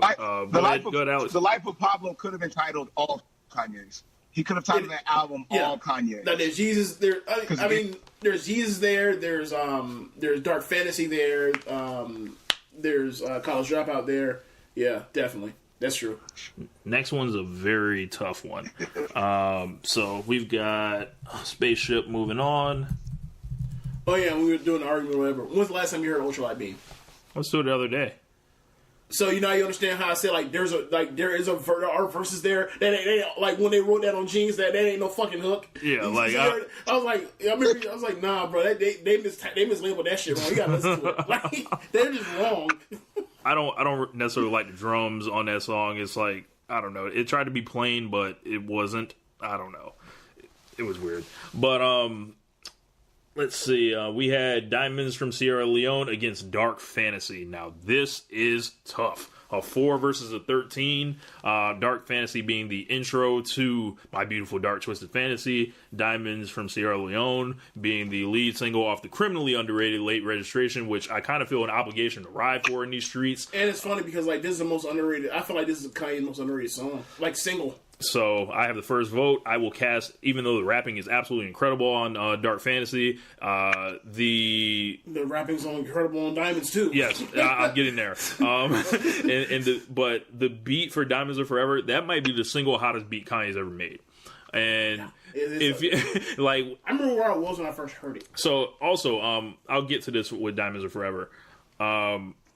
This was the time where I realized The Rock now belonged to Kanye. The Rock as I knew it didn't exist anymore. Even though it was like Diamonds Are Forever is like a celebratory, like, yeah, we all here. Like, no, nigga, like, we're not. Diamonds Are Forever because like it's literally a dynasty and is as real, not like sport dynasties. Real dynasties go like it lasts even though there's turnover as far as like who's on top. So like. Yeah, Diamonds Are Forever, and it really is a dynasty now, as opposed to being like, Jay-Z saying it's dynasty while he's like the top guy for the whole span of the whole fucking thing. So like, definitely. And it was like, I started looking around, Beanie C was in jail, Freeway second album isn't in sight, Dame Dash is losing control of everything slowly. Like Jay-Z, it's like Jay-Z's retired. Wants to leave because of the whole, like wants to leave or buy or get bought out or like figure out this or take over Def Jam and take everything with him because of like the fact that he went behind or Dame went behind his back to sign Dylan Nash to begin with or whatever. He never was down for that shit or whatever else, and then like Cam was getting more behind the scenes control or whatever. Yeah, Dipset's over here doing their thing or whatever. This beat, this song, this video, the verses. I'm a Rockefeller guy, descended off the tree. That was it. That was the end of the Rock as I knew it, and I can't think of a better way to go out than that. So, and then it morphed into something else after that. So, Diamonds Are Forever, and I'm sorry, Dark Fantasy. Yeah, like, Dark Fantasy, like... Can we get much higher? Dark Fantasy is, like... Oh. Like most of Dark Fantasy is, like, him showing you like how easy he can make, how he like him defining on how good he can make rap look or whatever. Like I don't think it was any easier than on Dark Fantasy for him. Yeah. But got a comment said Kyle Moore said Late Registration is his most underrated album. Definitely believe that. I've been riding for Late Registration out here in these streets all show. I remember like Late Registration has the same thing of like the Bad Effect, where it's like Thriller just came out and you follow up is bad. It's like you're like, well, it wasn't Thriller. It's like, well, it still was bad. Like you go back in retrospect, you let time pass. Like, bro, it was still freaking bad. Look, like, that's what I was telling you. Like, but yeah, like that's the same thing with Late Registration. But yeah, I'll say what I have to say about Diamonds if I have to get into a quarry about it or whatever. We have to get a obituary. But yeah, it's Diamonds right. for now. So moving on, the next matchup. Ooh, this is going to be tough. Well, not for me, but so we've got Heard 'Em Say versus I Wonder, the 6 versus 11 seed. Me either. I've got I Wonder. It's not close. Heard 'Em Say to me is nothing but a bunch of drums, and I love drums, but these weren't necessarily good drums. And I Wonder is almost the peak of instrumentation on Graduation. It also has that bitch as a rider static snare, which is terrible. Right, and so don't give me that drum shit. Like, no. Like I'm just letting the thing is, what I think balances it out, or actually the kicks on that song balances it out, for me at least. And I think I Wonder could have been a single, it could have been whatever. To me, it's a song you can throw on right now. It's like, yo, I think it is absolutely timeless. I Wonder is amazing. I think the sound of it could have fit in like a score to something wondrous in a movie, right? Like some type of like. I'm not necessarily saying this, but like imagine when Okoye and T'Challa and Nakia go through the force field and they went into the city. Like it's some wonder shit. It's almost like some. It's almost like the rap version of the Willy Wonka Come With Me, the world of pure imagination, where it's like anything can happen right now. All right, so anything wondrous can happen right now. So check this out. So how we did the Michael Jackson tournament. The song that is similar to this is Another Part of Me. And I Wonder. It's the same feeling. They weren't singles, Another Part of Me was like the 6th single or some shit right? Yeah. So it's slept on. The instrumentation is crazy. To me, it has a cult following. This is his Another Part of Me. Okay. And the sample is absolutely insane. The way, if you guys go back and listen, it was Labby Sefri. You'll have to look it up. I'm unsure on the pronunciation, but. And I wonder if you know what it means. And then, like, you hear the way they do it. It's insane. James? Yeah, it's I Wonder. I really like Heard 'Em Say. But, Heard 'Em Say is, like, for an intro, like, they get straight to, like, letting you know, like, I'm back to, like, being this heartful dude and, like, what my well wishes and or what my hopes and dreams are, and that kind of thing, and like to hit you that quick, like from the intro, like that was really touching. But I Wonder just on another level of like it literally was Graduation. Like you graduated, like I'm beyond like hopes and dreams. Like I'm already here now. Right. I'm showing you like I Wonder is like the ascent to heaven, basically, right? So I think it's cutting me off here. So resume. Let's see. Yep, there we go. So we're trying to get Alex back on the line here. Looks like he might have dropped. I can't tell where he is, but that one was a 2-0 anyway. So let's see if I can get him back. I'm going to pause the recording here. We will be right back. And we're back with so, Alex, the vote was down. Me and James both voted for I Wonder. Did you have anything between I Wonder and Heard 'Em Say you wanted to talk about? Nah, I Wonder. I was with I Wonder as well. All right. So, moving on. The next matchup in the Saint region, as you can tell that I'm stalling now, is Gorgeous and Homecoming. I have the first vote here, and this is a matchup between the 3 and the 14. James, in the real life one, I think Gorgeous got beat in the first round. What? Yes, I want to say losing. Did you bad, mention that too. because you know I freaking love Gorgeous? Yep. Okay. Yep. All right. So I'm not voting against Gorgeous. So I've got Gorgeous here. I don't know whether they're talking about drugs on the hook, like with Kid Cudi. Ain't no telling if I want it, I need it. So I don't know. Whatever. It was tight. Man, and Kanye was rapping, and Raekwon was there too. I guess you know how that is. Like you just got to suffer through the Kid Cudi stuff to get to the great Kanye stuff. But as far as Homecoming, like my issue with it is like that's. Like I like the beat. I like what he did with it as far as making it for the whole stadium sound of stadium music. Yeah, this whole stadium thing he was going for graduation. But like he did it on like what mixtape was he did that on? Like remember those verses are that was on Freshman. I know you're talking that about. was before Kanye even got on. Yeah, before he got on, Homecoming was out. Yeah, like I heard Homecoming. Like, granted, it's funny. Like, he pretty much did like what Toomp said. Like T.I. did what the beat. What you know about that? It was like they got a bigger vision for it. Like he put that stadium sound to it. And he put Chris Martin from Coldplay on there. Like it's a bigger song. Like it actually be a single now. And like that song has the lyrics of that song is like it's a great story. It's a great concept. It is also like very. It's more like the identity of like what you're going for. Like Kanye, like is playing you like what like his relationship with Chicago, right? But like I already heard it like like I heard like 4 years ago, so I was kind of like I wasn't as like big on it. But Gorgeous is like, dude, Gorgeous is freaking incredible. Like Kanye is incredible on anything. You can hug and kiss my ass, X and O. Like inspired a rant for the debut or the opening song on my album from James. So and it was actually funny because like we were reviewing what Kanye album I think we were talking about Life Pablo. Yeah, we were talking about that, and then like you're like you should you like I don't even think when you told me to do it I was like, all right, I'll do it. Like I thought about it more, I probably been like, nah, I ain't doing that. But yeah. So next matchup, or Alex, did you have anything about Gorgeous and Homecoming? No, I Gorgeous. All right, so Gorgeous is gorgeous. Yeah. So next matchup is 7 and 10 seed Family Business versus Bound 2. Woo, that's kind of tough. I like both of these songs a lot. Bound 2, I thought the sample was like insane. Ponderosa Twins +1 or something like that, and also she was like, honey. I forgot what the name of that sample was, but I'm going with Family Business.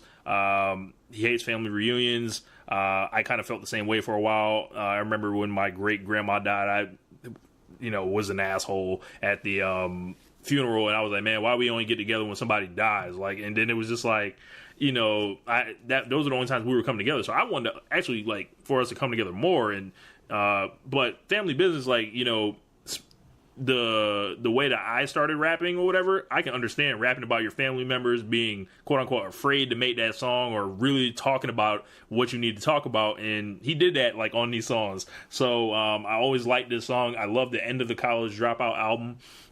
I used to, I'll save this, I'll talk about it more on Last Call, but I used to start the album with Last Call and go all the way back around, like on the days of CDs or whatever, and then, and that's how I would start the album, essentially. Yep, and then, you would essentially get the Through the Wire and Family Business at the end for me, and I always like to end the album with that, so I'm going with Family Business. Yeah, Family Business for me as well, like, I mean, I'm not a fan of Bound 2. So like Jerome in the house, watch your mouth. Jerome in the house, watch your mouth. Kick rocks. Like get the fuck out of here.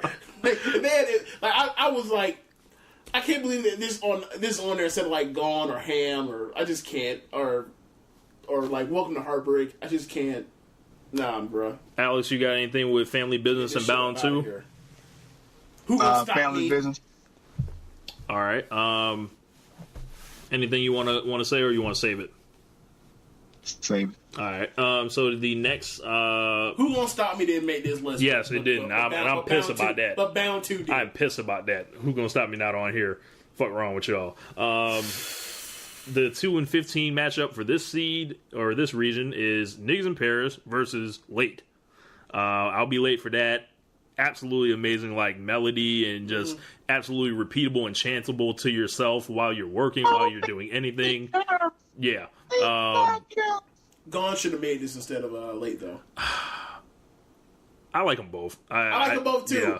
But I think like Kanye ripped on Late. Yeah. I'll be late for that. Like I thought it was tight. But Niggas in Paris. It's Niggas in Paris. It's Niggas in Paris and the peak of ignorance. So, and me, you know, I love some ignorance. So you can make an argument. There still hasn't been a better rap single since Niggas in Paris came out. You can make that argument. So, Niggas in Paris moves on. So it sounds like it ain't much to talk about here. Yeah. Hold on, let me see. Make sure I have my list updated. Perform Niggas in Paris. No bullshit. They performed Niggas in Paris one time, like 11 times in a row. Like Jay-Z would be like, again. Yeah. like that thing was incredible. And then when they go into like I guess an ending bridge, it was like, you know how many hot bitches I own? What? I own them. They knew they murdered that song. They knew that was a hit before it even came out. Like, how many times did they played in Paris? Was that the one they played it like 9 or like a million times in a row? I think so. Yep. Like that song was so hot they didn't even actually like make a video to it. They were like, yeah, we'll just have a perform. Like we'll just play footage from the tour. We're not even gonna bother. Y'all just gonna watch it on YouTube. Yep. And so we've got Family Business versus Niggas. That's exactly how I titled it on there. Was that nigga kind of like the Jesus Walk? Niggas! Yep, Niggas! Wow. All right. So we are complete on our first round. This is gonna be a long show, everybody. So lock in. Pause it, come back to it. But we are down to our 32. So hopefully it'll go by fast, but we'll see. So we are back to the the Northwest region, and now James, you have the first vote. Okay. Alex, you have the second vote. I have the third vote. So I will be ready to knock some off if need be. So we'll see. Don't fuck this up, Alex. you know, Rich is you can't trust Rich. I can put some never mind. Go ahead. So ready to go rogue. Yep, at all times. Look, I ain't giving no love, no weight, extra weight to singles, nothing. Like just how it sound, run it. So we've got Can't Tell Me Nothing versus So Paul. James, what you got? I love So Paul. Like I feel like I am. Chris said you still a nigga, and I don't mean that in a nice way. Yeah, it still Can't Tell Me Nothing. Like I love I'm So Paul, but like that side verse. That's side verse. This is where it gets the features you. They gonna come get you. Yeah, like this is where it comes to get you. Alex, you got what you got? Can't Tell Me Nothing or So Paul? Can't Tell Me Nothing. The opening line that got you. That nigga said, "If Adam, Eve, damn, I'm like fucking up Kanye." Like it's like I thought you was a real stan. It's one of those whole songs. There you go. All right. So yeah, you guys voted for Can't Tell Me Nothing. So Paul out of here. I guess I'll give the obituary for it. So Paul was like a dope ass posse cut on the album. I think it had about 5 or 6 guys on it. The beat was ridiculously hard. Swiss Beats was in the background. He didn't even make the beat. They let Swiss on it just to hype it up. Like it was, to me, it's a throwback of something like You, Me, Him, and Her. That beat birthed a million freestyles. Tell me you didn't hear a bunch of rappers get the Soul Paul beat. No, the best part, the crazy part about it is like they got the Good Friday version of it. Right. Like they got the old one. They didn't get the album version. They didn't get the album version. The album version. When I first heard I'm So Appalled, I'm like, it feels like it's missing something. Right. Whatever. Like it's cool. It's still very, very, very good, but it's missing something. And then when they added all the other shit, then when they added the extra stuff that Kanye adds and stuff, because he only in his mind can he hear all this extra weird, loopy, tripped out shit, and it sounds so wide and so big, and like Kanye's just incredible on it. Jay-Z is incredible on it. Pusha T is incredible on it. Like, just Saha thing is just like... Yeah, that you can go holler at Matt Leinart, bro. Yeah. So yeah, that's hey, Saha's verse was bonkers. I fuck with it. No, it wasn't. I fuck with that verse. Never go to Rap Genius and read it. You don't know the story behind that was he just came up with the hook, and then Beyonce and Jay-Z were supposed to be coming to the studio. Kanye went to a fucking store or something. Beyonce got there first, and she told Jay when he got there, hey, whoever this guy is on this verse, he needs to leave him on here. Because I was like, let me just put a verse on here just to see what they do. And then, like, she's the one that told, like, Kanye, like, hey, leave this guy on here. And that's nice. That's when Kanye was like, I might need to sign this nigga. Yeah, he has the worst verse on the whole thing. So... Congrats. That's a lot of tough competition to rap against, but I wish I would have had the opportunity to be on So Appalled. Let's just say that. Your verse would have been better. Like, look, you give Saha another chance, his verse would have been better too. That's my point. Like, I've heard better from him too. I'm not saying he's whack. I'm saying I've heard better from him too. So next matchup is who had the first verse or first vote, Alex or you? Don't remember. No, I think it was you. I have because I heard it in, so this is what kneecap. So this is Last Call versus Real Friends. Oh, Last Call. Alex, what you got? Last Call. Same here, not close. So we will save. I feel like we're going to have a spirited discussion next round. So the next one up is Crack Music versus Flashing Lights. James, what you got? I got Flashing Lights. I'm just ready to give the obituary to Crack Music, I guess. Fuck. Alex, what you got? Alex? Alex? Is he gone? No, he's still there. Fuck. Okay. Hey, man, you can't have that much dead air on the radio. At least hum. Yeah, man, something stalled. Something. You know. Yeah. Man. They only get tougher. Rip the Band-Aid. It only gets tougher. Flashing Lights. Fuck! Look, man, it should have been Crack Music. Yeah, man. So Crack Music, one of the rawest beats ever had. Yep. Heavy ass content. Yep. I don't know why y'all did this. I don't agree. And look, I didn't even know what Flashing Lights was about for years after listening to it. And nice and trim. Only 2 verses. You got the fuck out of there. And, I mean, granted, he talks at the end, but like, even the talk at the end is also great. Yeah. So. Hey, y'all, I would have voted for Crack Music, but I was third. And what happens when you're third? Yeah. I'm sure you get another chance at a different team to fuck something up for me. So there you go. So. Crack Music gone. Sorry to see you go, player. Were you hoping that I would say Crack Music because you knew he was going to do Flashing Lights? I felt like it, yeah. So out here playing chess on the chessboard, you know. Then playing games, out here with the game theory, trying to figure out how you can manipulate. Not manipulate. Terrible. Terrible. So the next one, we've got Big Brother.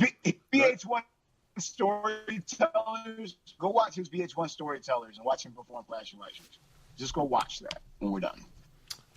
So we've got the next matchup is Big Brother versus Through the Wire. This is insanely tough. James, who you got? It ain't for me. Through the Wire. Through the Wire, like, is one of those beats where, like, I remember where I was when I heard it, and like, it's one of those things. Like, it was like I thought it was at that point in time when I heard it was the greatest thing I've ever heard. So Through the Wire for me. Alex, what you got?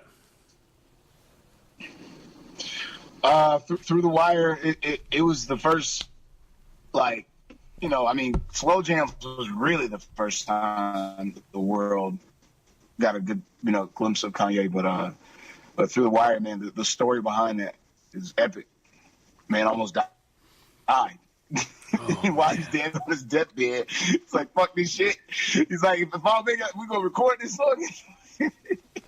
Oh man! All right, so I would have voted for Through the Wire also, but Big Brother to me is like they always tell you, you know, like he said in the song, you know, you got to give the roses while you can still smell them. Just knowing the relationship between Kanye and Jay, and me being such a big Rockefeller fan, and just always wanted to know the answers to shit. The beat was insane. Prince sample, Tomb, as I mentioned, round one. I remember the first time I heard Big Brother, right? It was only the snippet portion. So you heard it with the muffled drums. You didn't get the drop. Like, it cut off at like 107. So I was just waiting. All you heard was like the break beat, basically. Yes. All you heard was like, you know, the muffled drums or whatever. So, and then it was like, what in the fuck is this? And then like the whole joint, like with how we structured the song, like, is the story No ID My Mentor, the story begin, and then like just all, it's a master class in storytelling, it's a master class in rapping about your friends, it's a master class in rapping about people you want to show respect to,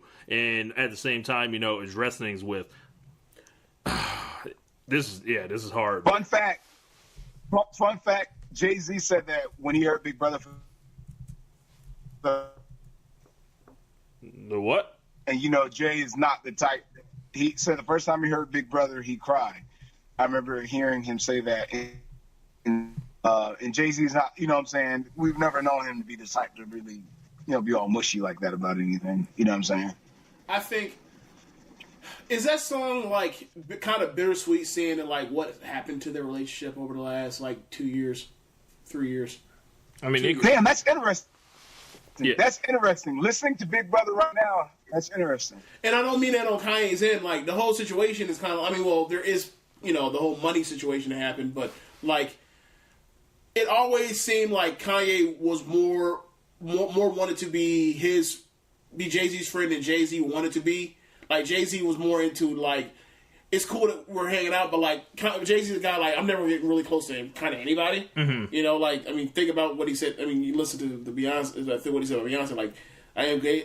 My proposal to you is to, like, tell you don't embarrass me, right? Like, he's emotionally detached, right? Like, he's emotionally unavailable. So, after all the stuff that happened in the breakdown, he's calling out Jay-Z almost like it's a wrestler, like calling somebody to come down to the ring. Like, for a while, like, you know, that was after, and then you hear Big Brother, like, remember what was Big Brother, and you're like, well, I don't think Kanye feels that. I don't know if Kanye would be smart to feel this and still feel this way. Mm-hmm. So that's going to wrap up the voting in that region. Moving on to the next round, we have Can't Tell Me Nothing versus Last Call. We have Flashing Lights versus Through the Wire. So up next, the voting will switch. Alex will have the first vote. I will have the second vote. James will have the third vote. And this is the Donda region. So, All Falls Down versus Monster. What you got, Alex? Whoa. Is this like the first heavyweight that goes? Whoa.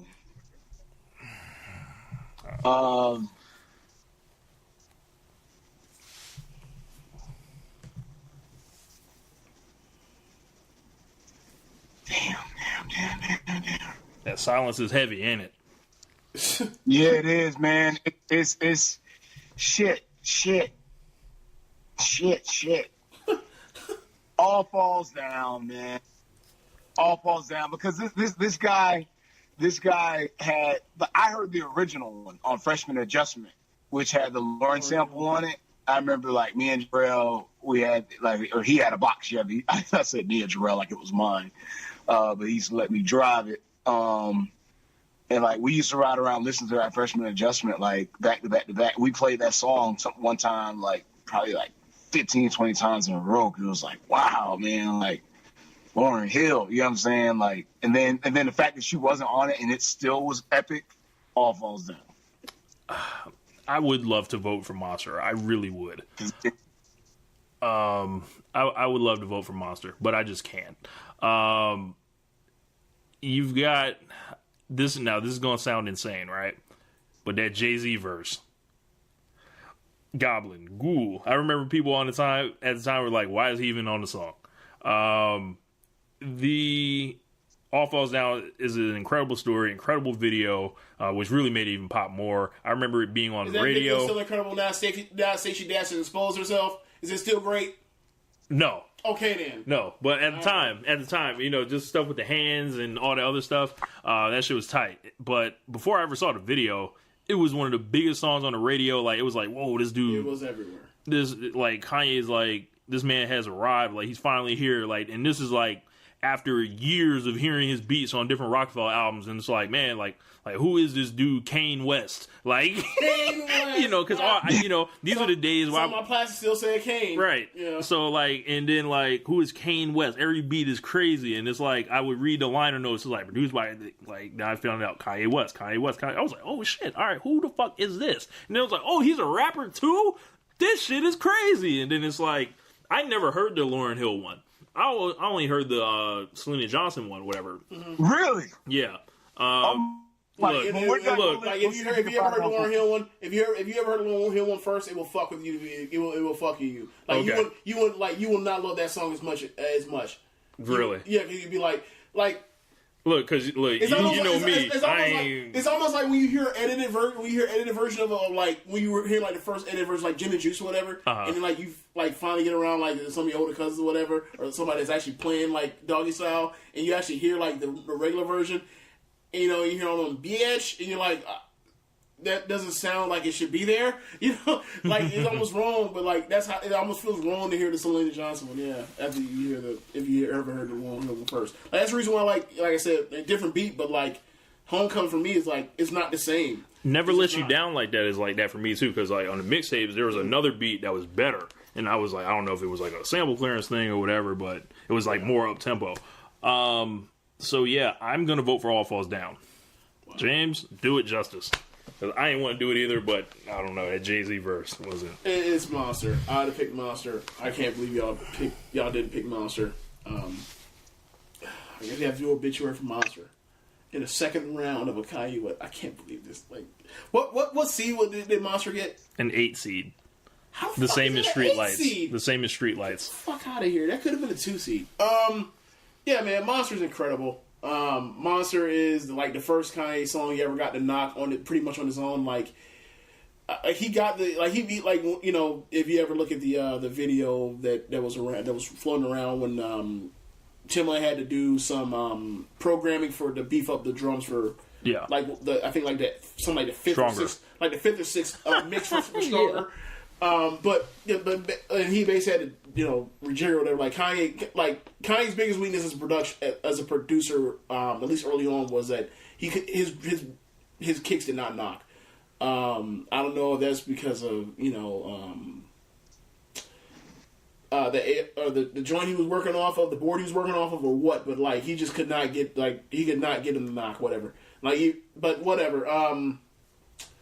Yeah, man, like the Nicki versus all time, like coming out showcase, like Kanye is like incredible in that verse. It's their fault. They did this. That's all I have to say.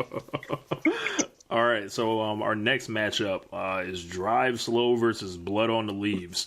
Honestly, both of them, if this was reseeded differently, in comparison to Monster, but yeah. Alex, you got Drive Slow versus Blood on the Leaves. What you got? Blood on the Leaves. Care to elaborate? But Drive Slow is spoke to me as a person, more than Blood on the Leaves did. But with James fucks it. I almost wish he didn't do that fucking Monster obituary, because now it makes me like, damn. You know what I'm saying? but Drive Slow spoke to me as a person, kind of how All Falls Down did. But because I went with what spoke to me as a person last time, I'm going to go with what I think is sonically better, which is Blood on the Leaves. I'm going with Drive Slow.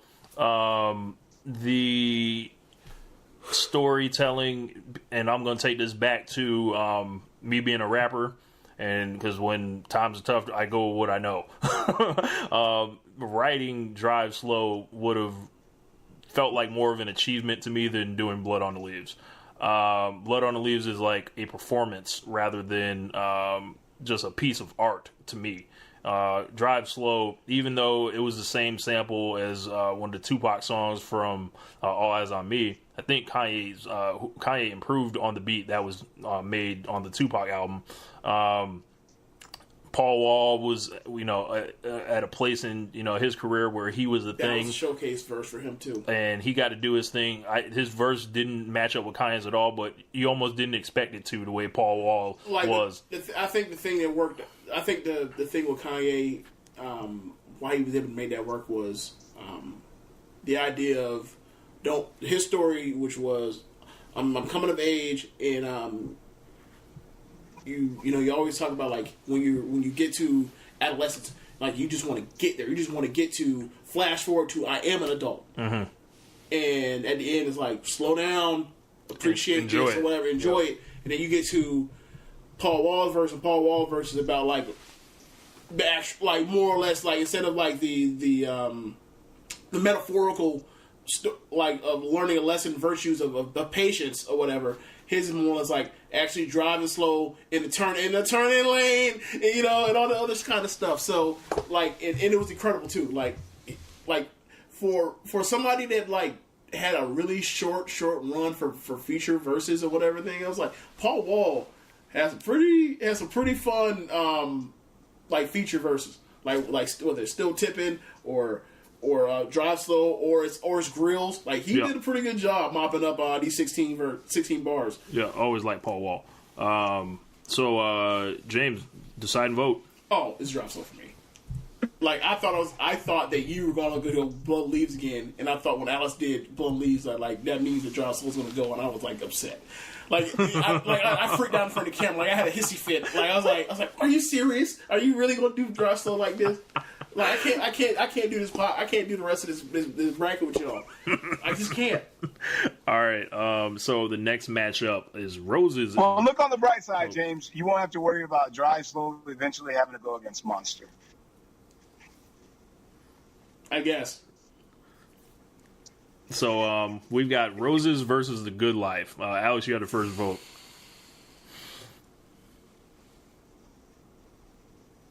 Come on, man. It ain't that hard. You got to see The Good Life. You got to see The Good Life on tour. That shit is, like, fucking epic. If you seen Good Life on Life of Pablo tour, oh boy, yeah, The Good Life. All right, I'm gonna go ahead and take Good Life as well.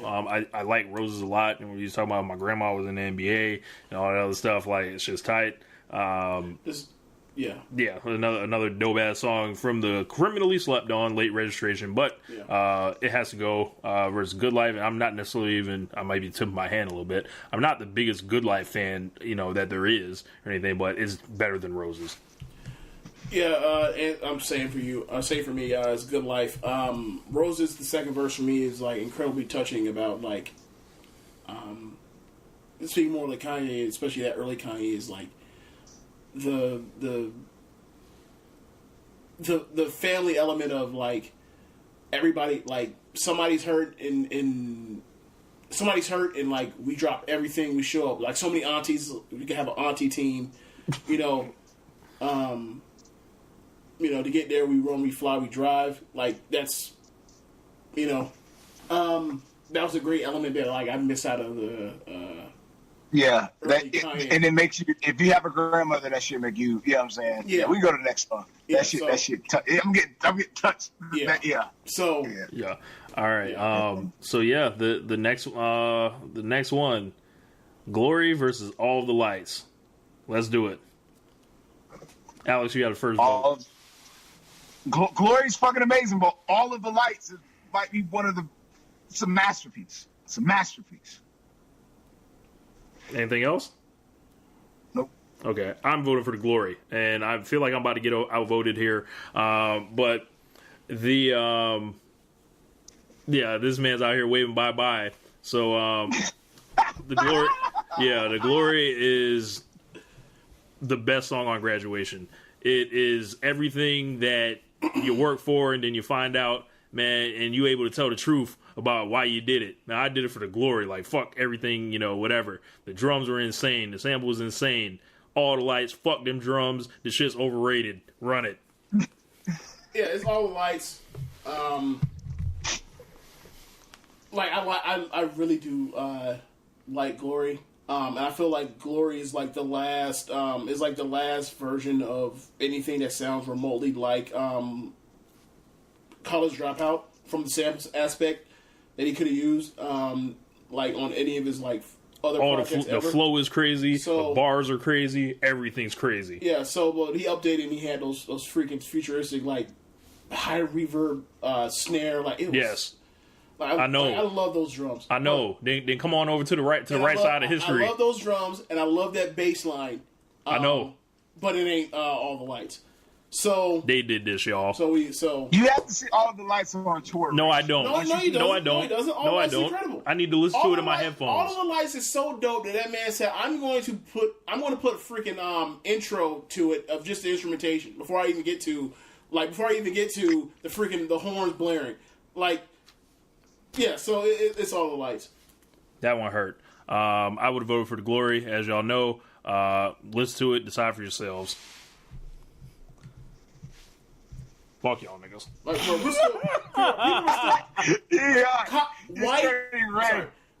He's lying. Hold on. Power 5 marching bands and the SEC, the Big Ten, the ACC, they all play All the Lights. I mean, that's just like, I'm just saying, like, that's a big deal for them to play somebody's shit like that. Like, they don't really do that with rap songs like that. Man, they was playing Master P Ice Cream Man. Like, that's the SEC, and that's the SEC. That's different. They out here. They doing that because you recruit. If you get my point, like they don't have to do that in Ohio State. They don't have to do that in the Big 10 and the Big 12.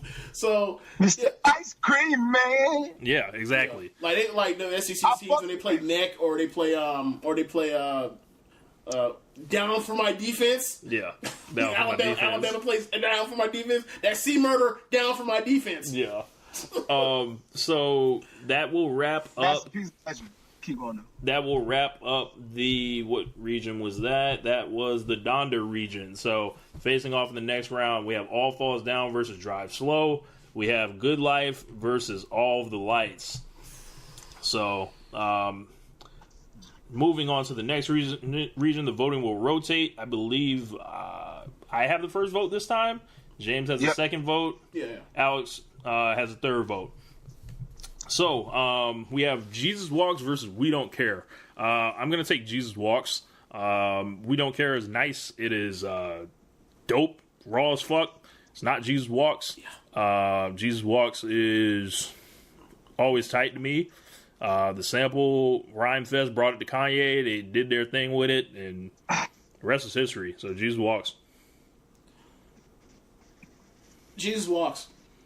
I don't really Jesus Walks. Anything else. All right. That's kind of an easy one.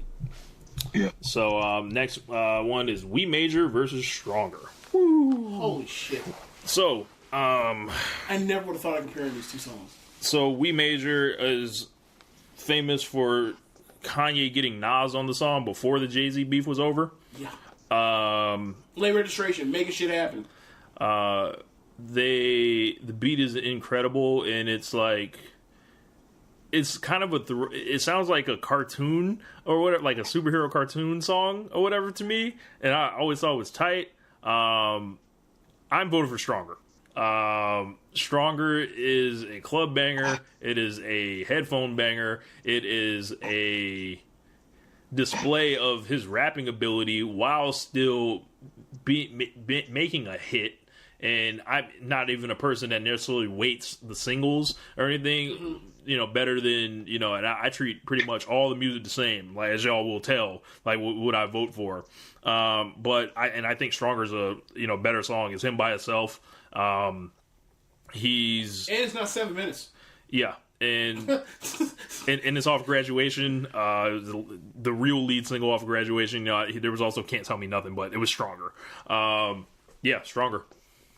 Was it actually the first single, or was Can't Tell Me Nothing promotional? Can't Tell Me Nothing was like promotional. Can't Tell Me Nothing. Kanye said in an interview like about a year ago, like every album, if you notice, his first singles are always more like your B-side shits. He said he does that on purpose. Gotcha. So, yeah, I vote for Stronger. James, what you got?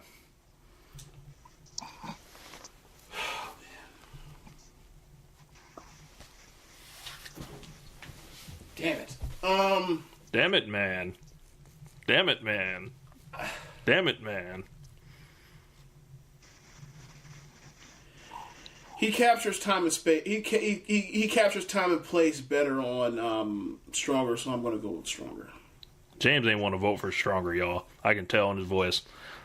Like, We Major's incredible. Like, We Major, like... Never mind. I'm not even going to get into it. Like, it's just unbelievable. All right. Feeling better than I felt before today. Bro, watch the volume. Like, it's just like there's more stuff I can. If you like quick nitpicks, nitpicks, I can quickly like nitpick.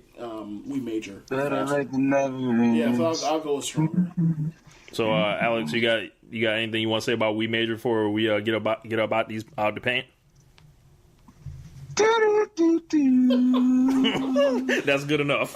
Like I feel weird picking up like these gigantic large like immaculate set pieces of instrumentation like off of late registration. Like we're just picking these off. Like we got rid Fun of. fact. The Celebration. Did we clip Celebration? Celebration lost, yeah, in round one. Like we just like. I don't know if it feels wrong getting rid of these things, man. Yep. Fun fact: Kanye and Nas were in the studio last night in Wyoming. I saw. You know, I remember when like right before late registration dropped, and I think it was on either one. I think it was 106 apart. This is actually back when I still watched BET, and he's like, yeah, you know, I got like a 7-minute song with Nas. I was like, what? Yeah. And then you I remember that same thing. I was like, oh, that's not really a 7-minute song. It's like the same thing with the game. He's like, yeah, I got a 9-minute song with Kanye or with Nas. On Doctor's Advocate. Doctor's Advocate, the last track, right? Yep. Just Blaze did. He's like, that's not the same. Yeah, thing. Just Blaze did the beat. It's like that's not the same thing. Like y'all did like a 4-minute I did like a 4-minute song and then like you stretched it out to play like other shit, like play the beat longer. That's not the same thing. Y'all false advertising. And moving on. So the next matchup we have is what were we just talking about? We just got done doing We Major versus Gotcha, I found Stronger. it. So next matchup is Gotta Have It versus No More Parties in LA. Woo, monsters in their own right.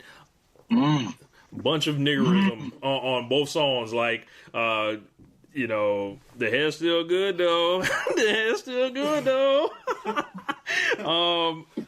This is Kanye West and Jay-Z versus Kanye West and Kendrick Lamar. This is the Neptunes on the beat versus Madlib on the beat. This is, or Pharrell, you know, depending on however you want to do that. I'm voting for No More Parties in LA. It has the more superior standout rapping on it. Gotta Have It is one of my songs. Like I said, it is the most niggerish song. Yes, even more than a song called Niggas in Paris. I feel like when you're at the light, try this. Roll the windows down, play Gotta Have It, and just stare at somebody and then and see how that feels. It feels similar to Thuggish Ruggish Bone, like when you play it like in front of folks. It's just like, yeah. So, No More Parties in LA. Sorry, Gotta Have It. But Gotta Have It do this job. It got Gold Digger the fuck out of here. Yeah, I'm with you. No More Parties in LA.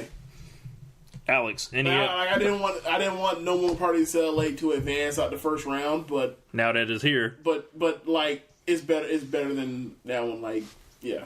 Yeah. So, anything you got to say about Gotta Have It, Alex?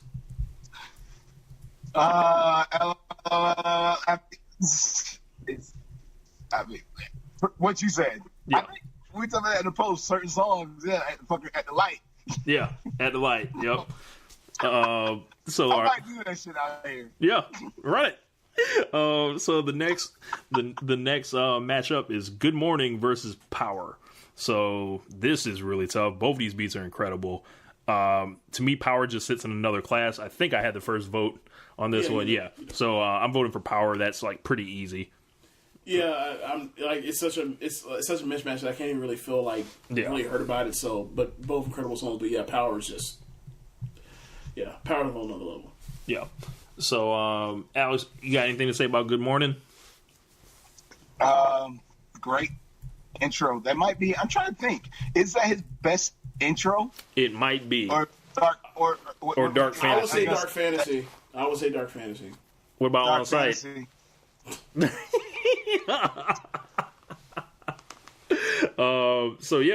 So surviving the Chicago region, we have Jesus Walks versus Stronger, and then No More Parties in LA versus Power. So stay tuned in, y'all. And the final region, the Saint region, the votes will rotate. James will vote first. Second, I will vote third, and you know I'm ready. So, James, you were saying?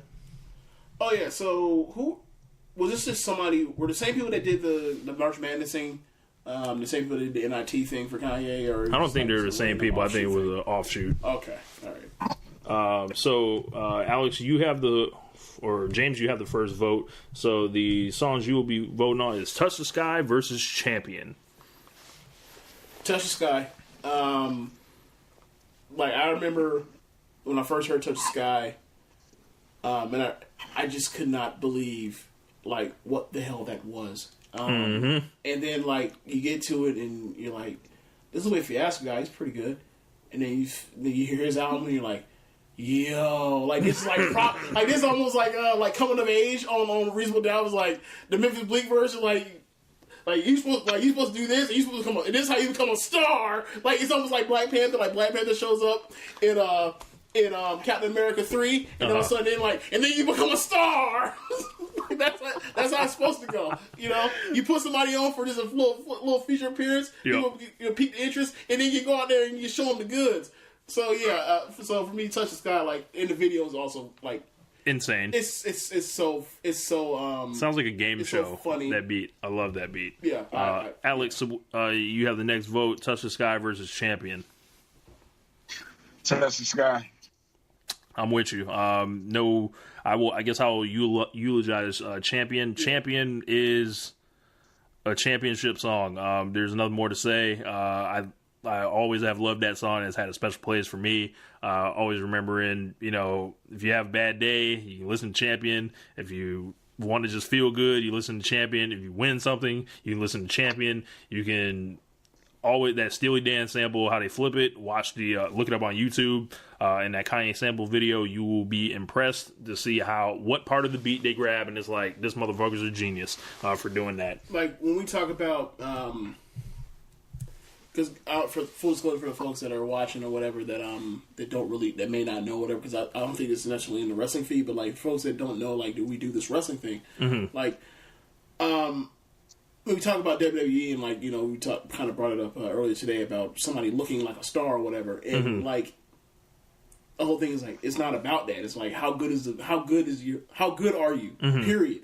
And you think of the first two Kanye albums. The first one's he's an underdog and he really does give this dude a freaking shot, right? So you like him so much because it seems like he's going through so much shit just to get here, right? And then the second one's this dude freaking made it. This is incredible. It's his victory lap, and he gets to brag that he did something that no one would have ever thought he could do. Mm-hmm. And then Champion and The Glory and Stronger, all kind of I'm at the top of the world, and I feel you know what? It's time to actually it's kind of time for me to kind of let you know that I actually deserve this shit the whole line. I've always been dope. Yep. And and that's what Champion was. He actually gets to puff out his chest some. So yeah, definitely it's really hard. It's a really hard freaking tournament, man. On the good note, late registration, Touch the Sky keeps going. So, yeah, and the next one, did you have the first vote, James? I had the first vote. Okay, so the next matchup is Spaceship versus Diamonds Are Forever. Jesus. I'm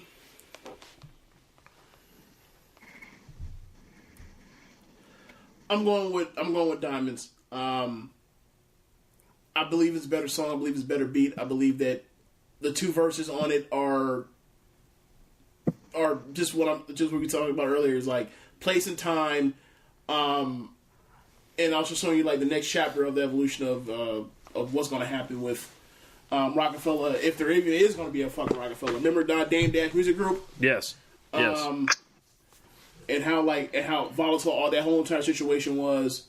While like this basic kind of like you almost like see to me when I watch Diamonds Forever, I almost can see like him doing this like after he got snubbed at the Grammys. Like literally like this is like this is my time place right now. I can see all of it. Like Spaceship is a great song, but it has its flaws.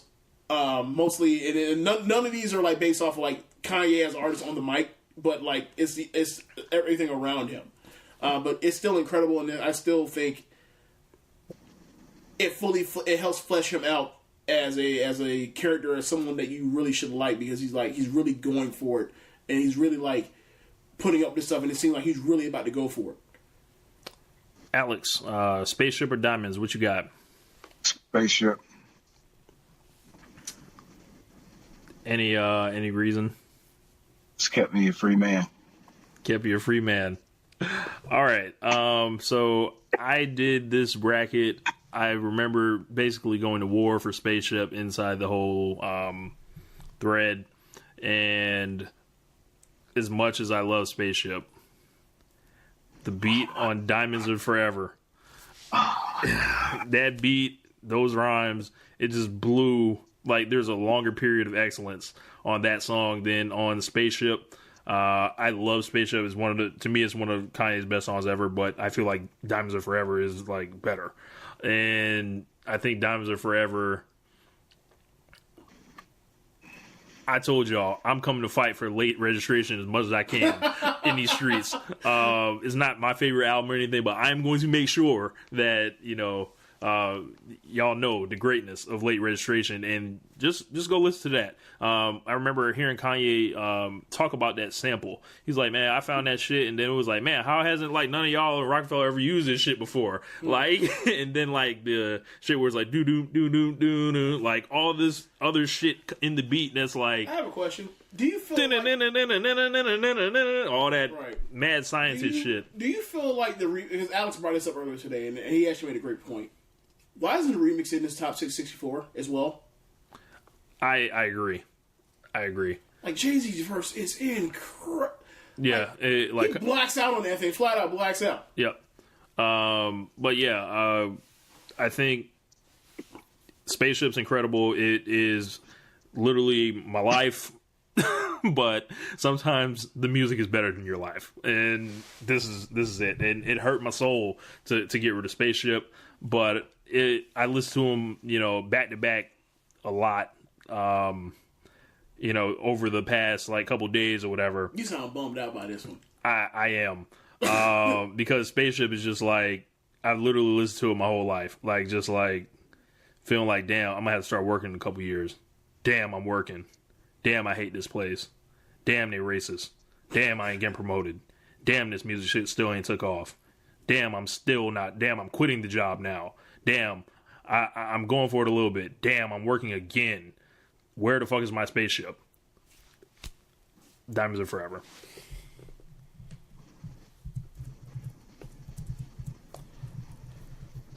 Next matchup.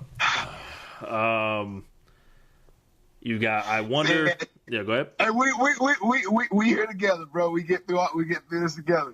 You feel like that moment you had for a second was like my moment at the end of Roses when I thought about my grandpa. Keep going. Even like just for like I said, my piece on Spaceship, like he's like, yeah, like. Oh yeah, they love Kanye. Put them all at the front of the store. Next thing I know, on break, they're smoking a blunt with next to a no smoking sign on the blunt in the mall. Like yikes! He's like, look, man, I'm fucking like, all right, okay, yeah. Like that man clearly like, fire me. I dare you to fire me. I want out of this bitch. Yes. So yeah, I definitely get that. So I quit. Y'all welcome. Yeah. So. 5 beats a day for 3 summers. Yeah. Yeah. So the next matchup is I Wonder versus Gorgeous. James, you have the first vote. And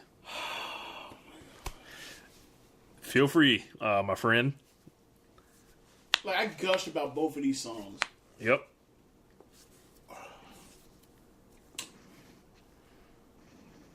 Okay, so full disclosure, what turned the corner for me over on I Wonder was when I get over the fact of like how terrible that fucking snare is.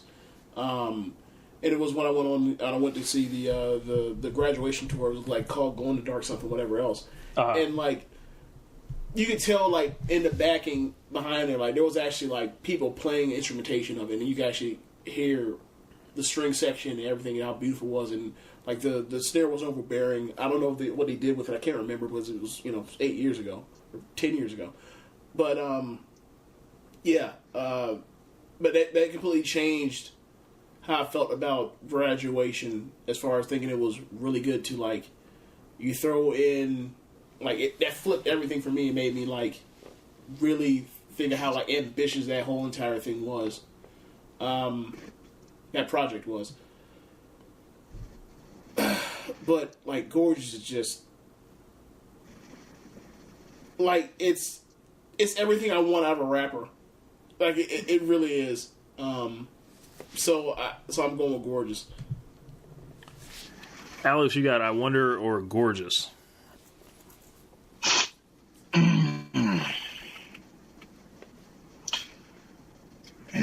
I wonder speaks to me personally, but that Gorgeous, man, it's like he's talking so much shit. Like the bravado on that song is like that might be the cockiest Kanye verse ever. And they like act like I had the belt in 3 classics, like coming after whoever. Yeah, Gorgeous. Man, fuck. Fuck. I think I Wonder is just. It got a bad beat. Like Gorgeous is like so. Bro, Kanye killed the shit on I Wonder. The instrumentation in the second half of the song, even if like the first half of the song isn't your thing, it's like, bro, if you drive over a bridge and there's a bunch of water there, and if and you have the windows down and you are looking around and that comes in, you will feel like you've made it in life. I don't care what you're driving.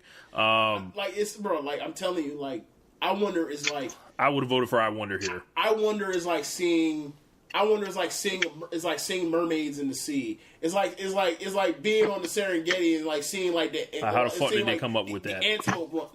What I just said? No. Oh, yeah, man. Like it's all kinds of incredible, but Gorgeous is like that's everything I want out of my rap.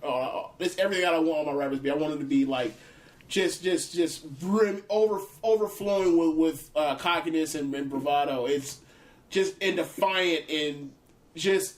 Like, I know better than you motherfuckers. Like, I do. And I'm super talented. So sit back and listen and watch how it's fucking done. Like, it's so incredible in that thing. I will say this. At least Gorgeous had drums on it. Or excuse me, at least I Wonder had drums on it. Gorgeous out here was like just leaving the snare out. So, yeah. I didn't want it to go. But yeah. Let me get Alex back on the line, and of course he calls there, which I don't want to do. I will call him back on the other thing. Why does he keep dropping? Well, obviously you can't help that, but yeah, you would figure that he just called back from the same place he dropped. Maybe he just stop. Okay, answer. Here we go. All right, cool. So Alex, what's happening is when you call, it messed up the live, so I had to answer it on the laptop. So we are going to resume and continue. So we got Gorgeous moving on. I Wonder is gone. I would vote for I Wonder. Blame them if y'all love I Wonder. Yeah, like we don't love these songs too. Like, all right, we got her basically like we didn't like literally get I wonder kids off the ledge. He goes, why you keep giving me hot lines? I'm Sean. How can I not shine? Like, yeah, I know. So we've got Family Business versus Niggas in Paris. I I think I have the first vote. No, you. James has the first vote. What was that again? Family Business versus Niggas in Paris. Niggas in Paris. Alex? Niggas in Paris. Yeah, Niggas in Paris. Beautiful song, very heartfelt. Very. I'm sorry, it's talking about Family Business. Very, very heartfelt. Very. I thought you were talking about niggas. Yeah,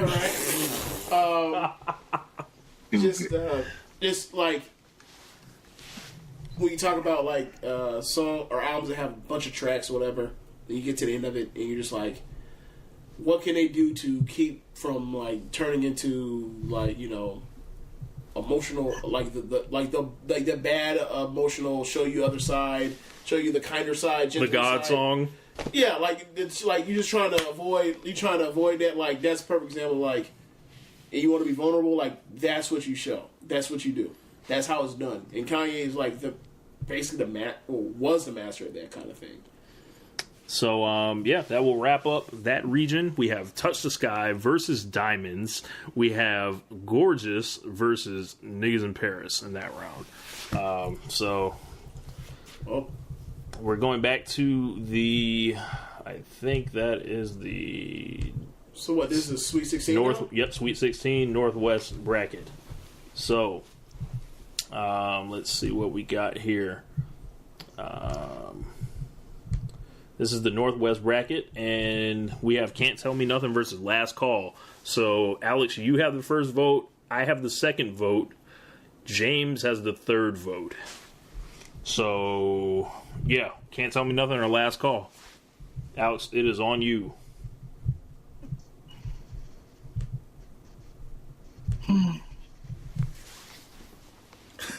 Only because of what round it is, I'm going to go Can't Tell Me Nothing. Because I know now it's starting to get to, like, the messages are great in all of these songs. But now it's starting to go to what's a better song.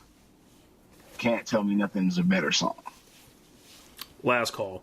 Can't Tell Me Nothing is cool. Last Call is him on one of the, to me, the best beat on the College Dropout.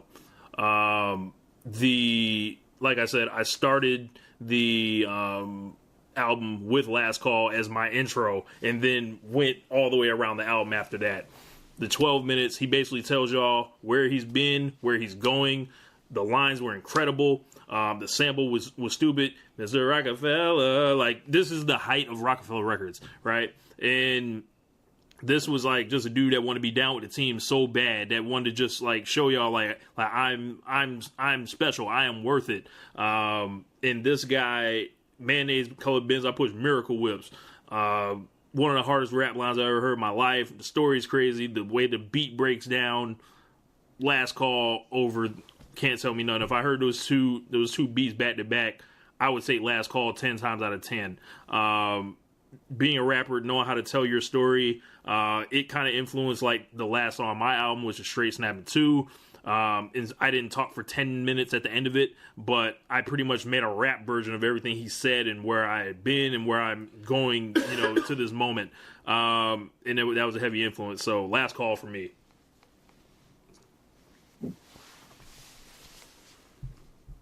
Y'all couldn't have agreed and left me off this. y'all put it up to me. I'm not gonna feel good about this. Can't Tell Me Nothing. Oh shit! Like,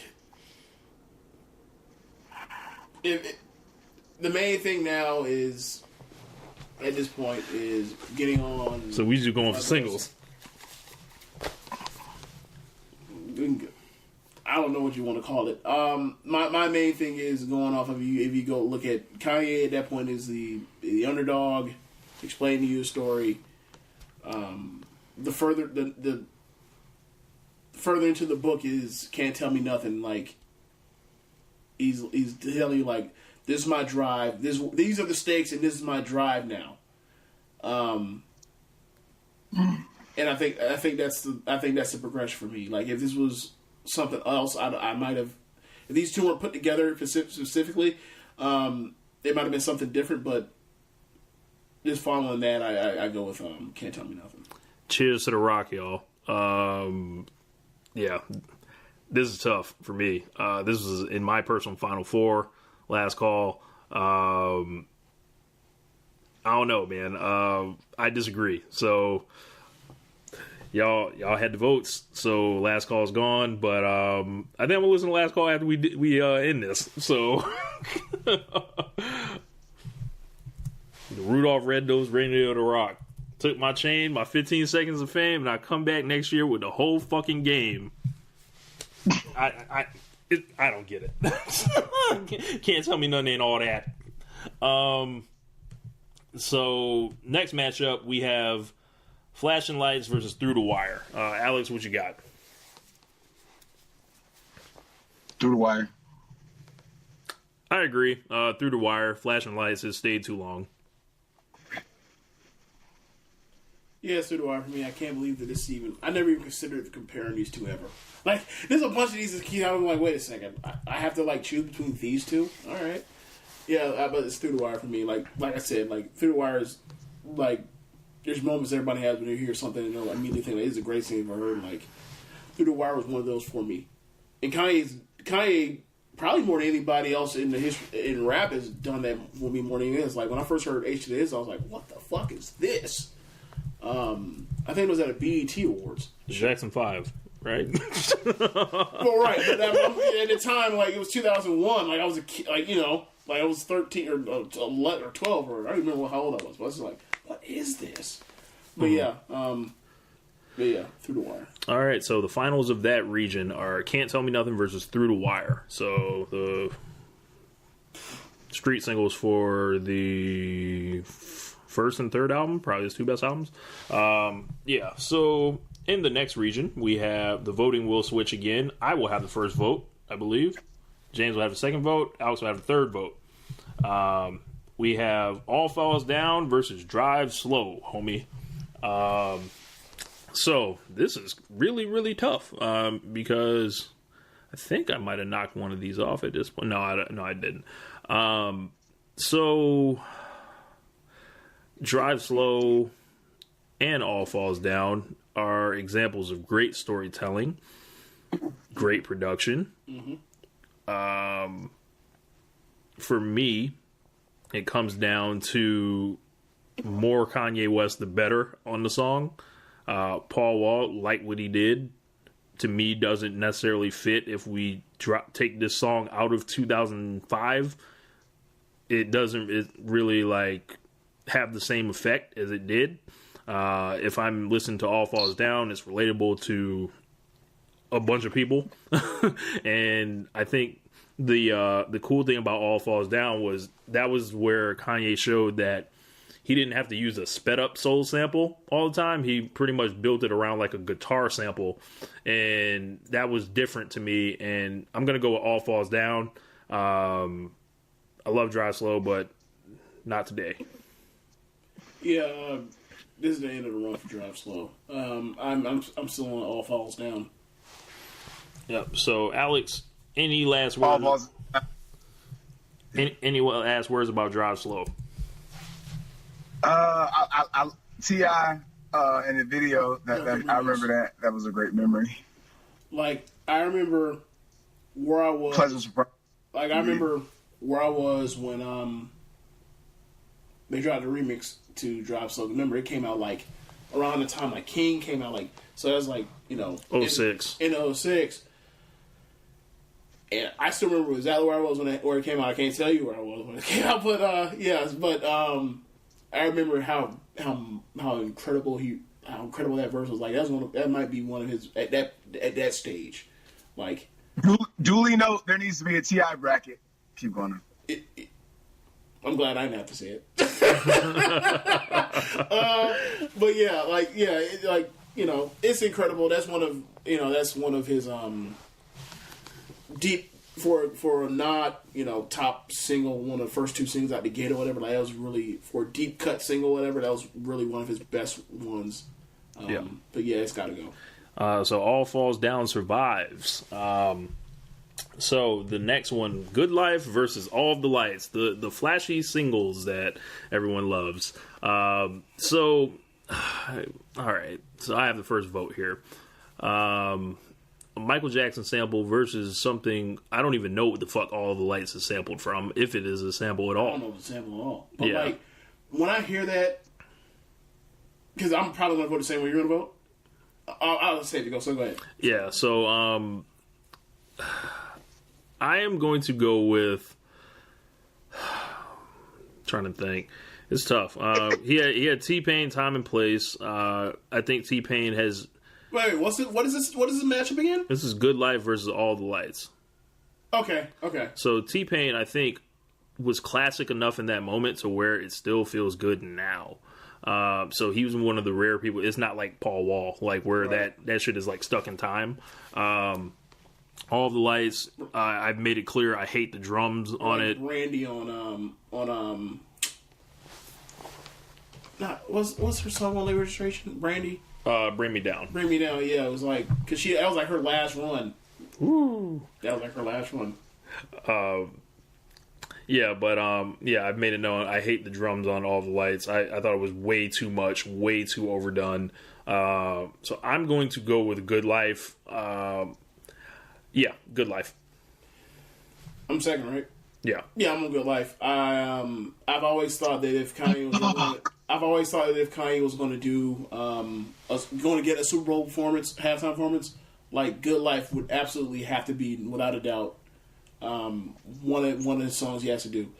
I figured, like, I don't know what else would have to be on it, but I know first and foremost, I don't know what order, but like Good Life has to be on there. To me, it's a prequel to The Glory. Like, you don't make The Glory without Good Life, because you have to enjoy The Good Life first to be able to turn and tell them why. Like on The Glory, which I feel like The Glory should still be here, but like it's one of those, and it's like it's so many things. Like it's such as joyous.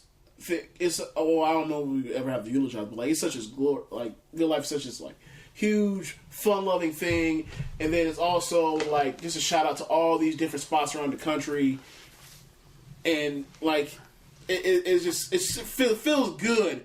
Like remember when Don King used to talk about like it feels good. It's like a Michael Jackson song. Like It feels good. It's like a Michael Jackson song. Why? Because it's literally is. Literally. Alex, any final words about All the Lights? Masterpiece. That's something that even though it was a bunch of people, everybody had their place. Like Elton John, Alicia Keys, everything.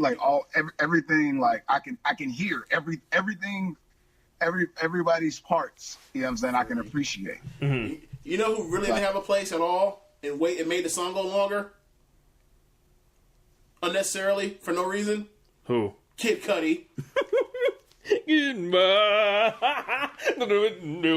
I'm straight, bro. I'm straight. Bro, get all that Kid Cudi the fuck out of here. Real quick though, real talk about All the Lights, right? Oh, yeah. What was that? What? Yeah, bro. Not in these streets. Real quick, just to send off for All the Lights.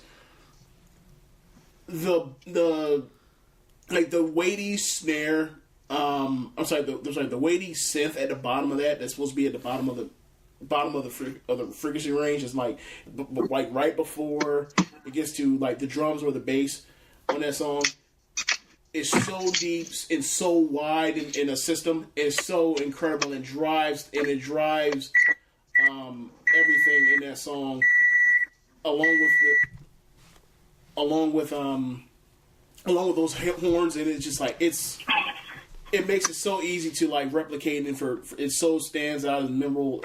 Like that's the reason why bands everywhere like pick that as all the Kanye songs. Like that's the one they picked up. Like it's just immediate. Like it's great, but it's got to go. Hollow. It's my alarm in the morning. When I wake up to All the Lights. Because it's so loud and blaring. Yeah. Yep. I used to do that. I used to do that when we majored. If you oversleep, I used to wake up to Good Morning. I did that too. You just ain't want to get wherever the fuck you were supposed to be at. Yeah. You just flat out didn't want to go there. I did that with Touch the Sky too at one point. Yeah. Loud blaring horns wake your ass up. So we've got All Falls Down versus the Good Life in that region's final.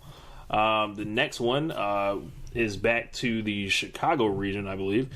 We have Jesus Walks versus Stronger. The voting will shift. I believe, James, you now have the first vote. Yeah, and I have the third vote, I think. Okay. I don't know what we just did. Oh, I voted. No, yeah. James, you have the first vote because I voted for Good Life first. So Jesus Walks versus Stronger? Jesus Walks versus Stronger. Wow. I'm gonna go with Jesus Walks. Like I heard it today, and it's amazing how well, like, the breakdown of that beat, how timeless that song is still, and the point that he's trying to make, like, it still holds to this day. Like, anybody trying to necessarily like that kind of message in like on the radio or in the club, and also like the part of the reaching out of like everybody, like, that's what, if you were one to believe in Jesus, like, which Kanye clearly is, like, believe that like everybody deserves, like, everybody is under that, like, is under protection, more or less, whatever. So like I think that's a for people that feel like, that might feel like they're alone or whatever else, like, I think that's a good message. And the beat's so incredible. Like, just, yeah, it's for me, it's Jesus Walks. Alex, Jesus Walks versus Stronger, who you got?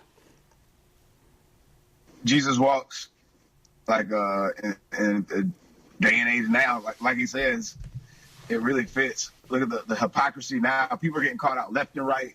You know what I'm saying? When they're, with this whole one-sided, oh, this is the way, God doesn't love you type thing. If you're like this, it's like, what? You know what I'm saying? Like, that whole to the hustlers, killers, even the drug dealers, even the strippers, Jesus Walks with them. It's like, victims of welfare. Like, it's one of the realest verses. You know what I'm saying? And he also manages to throw in the fact in the first verse, like, oh yeah, crooked cops.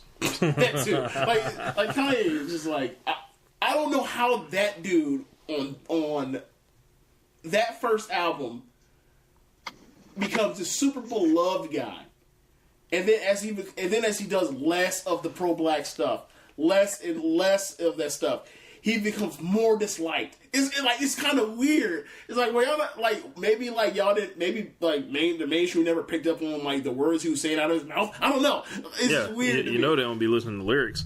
I guess so.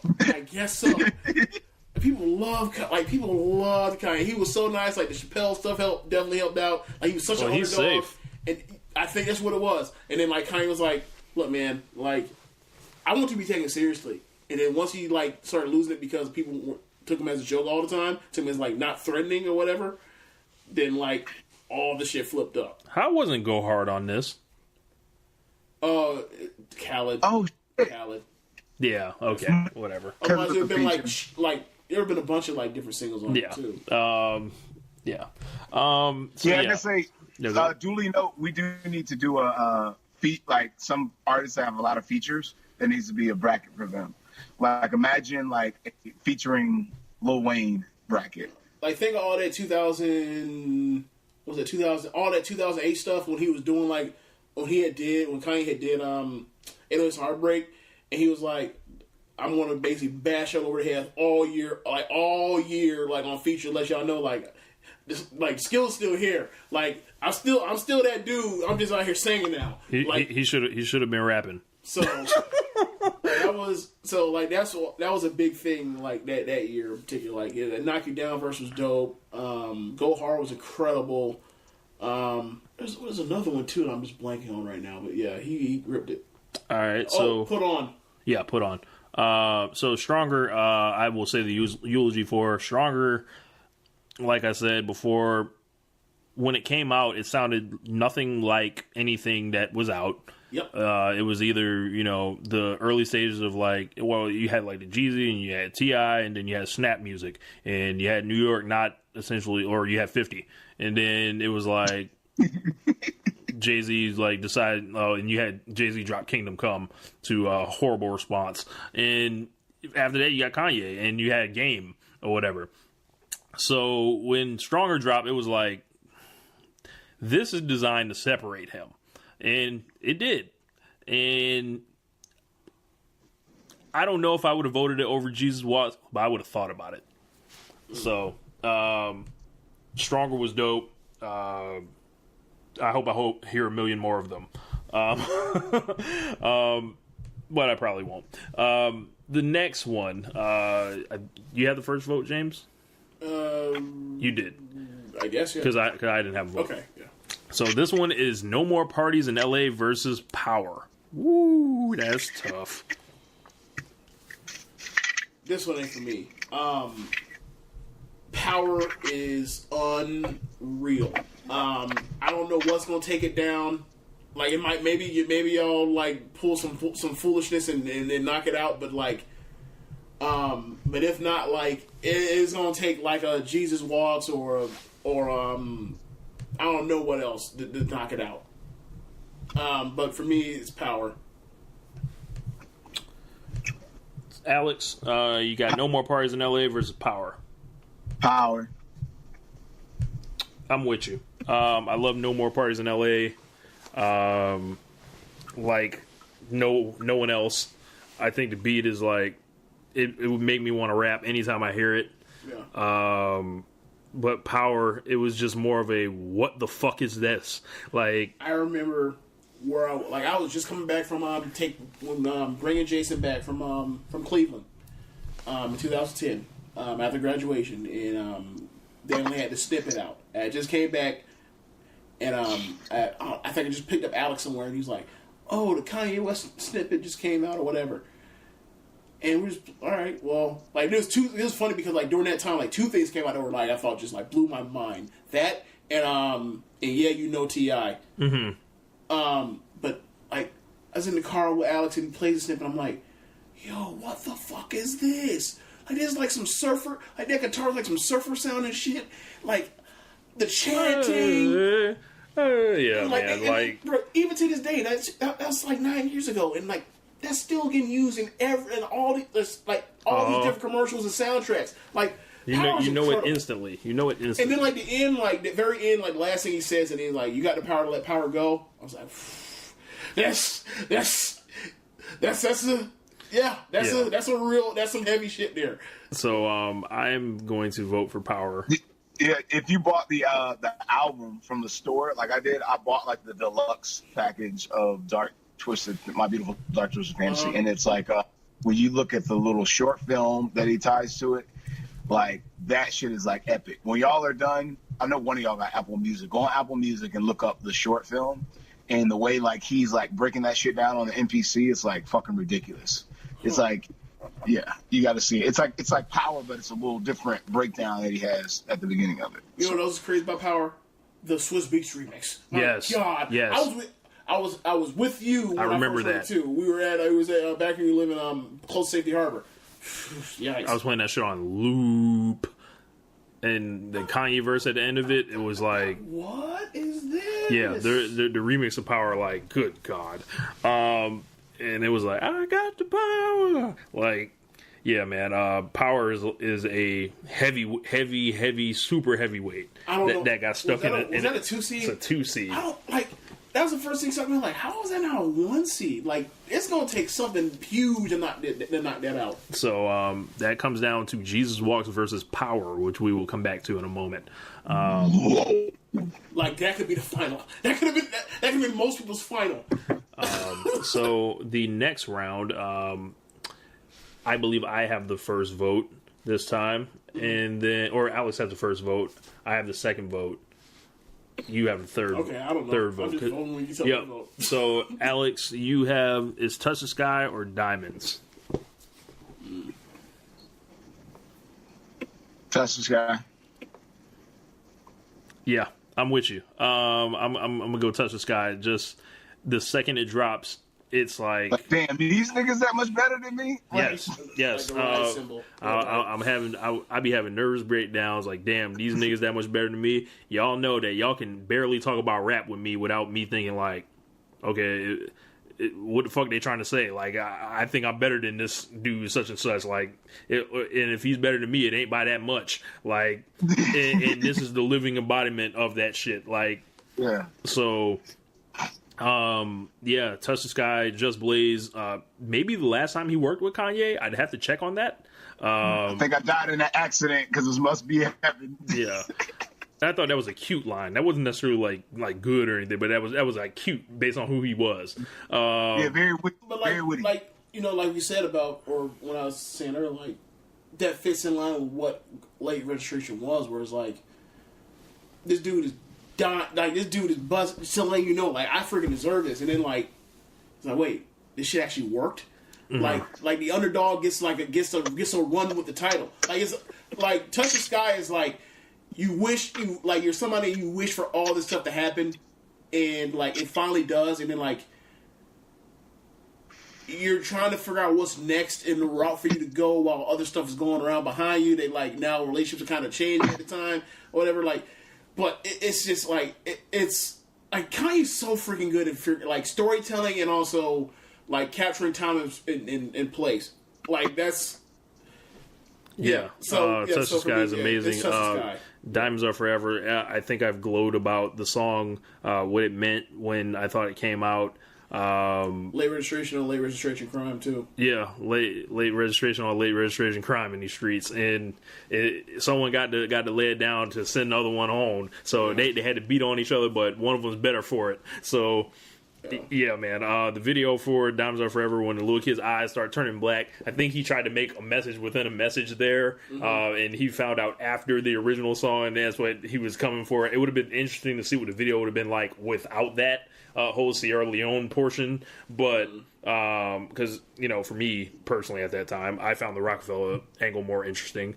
So what? Bury me, I'm a bad person, whatever. I think like that launch, because like it was like confusing. I think that launch when he came out originally trying to do that, like I think that kind of threw people off. Is like, so he's trying to get like the activism. I mean, and if he was, that's perfectly fine, a noble cause. We need more people to do that. Mm-hmm. But like I think it kind of threw people off. It's like, so like wait a second, bro. Like you just went on one more. Like it's almost like you went on one world tour, and now like you're already like Bono. Like you already Stevie Wonder, you know?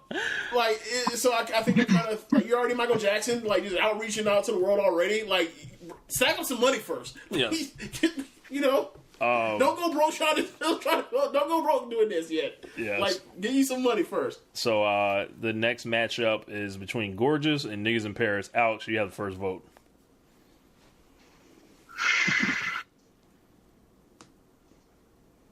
Oh man.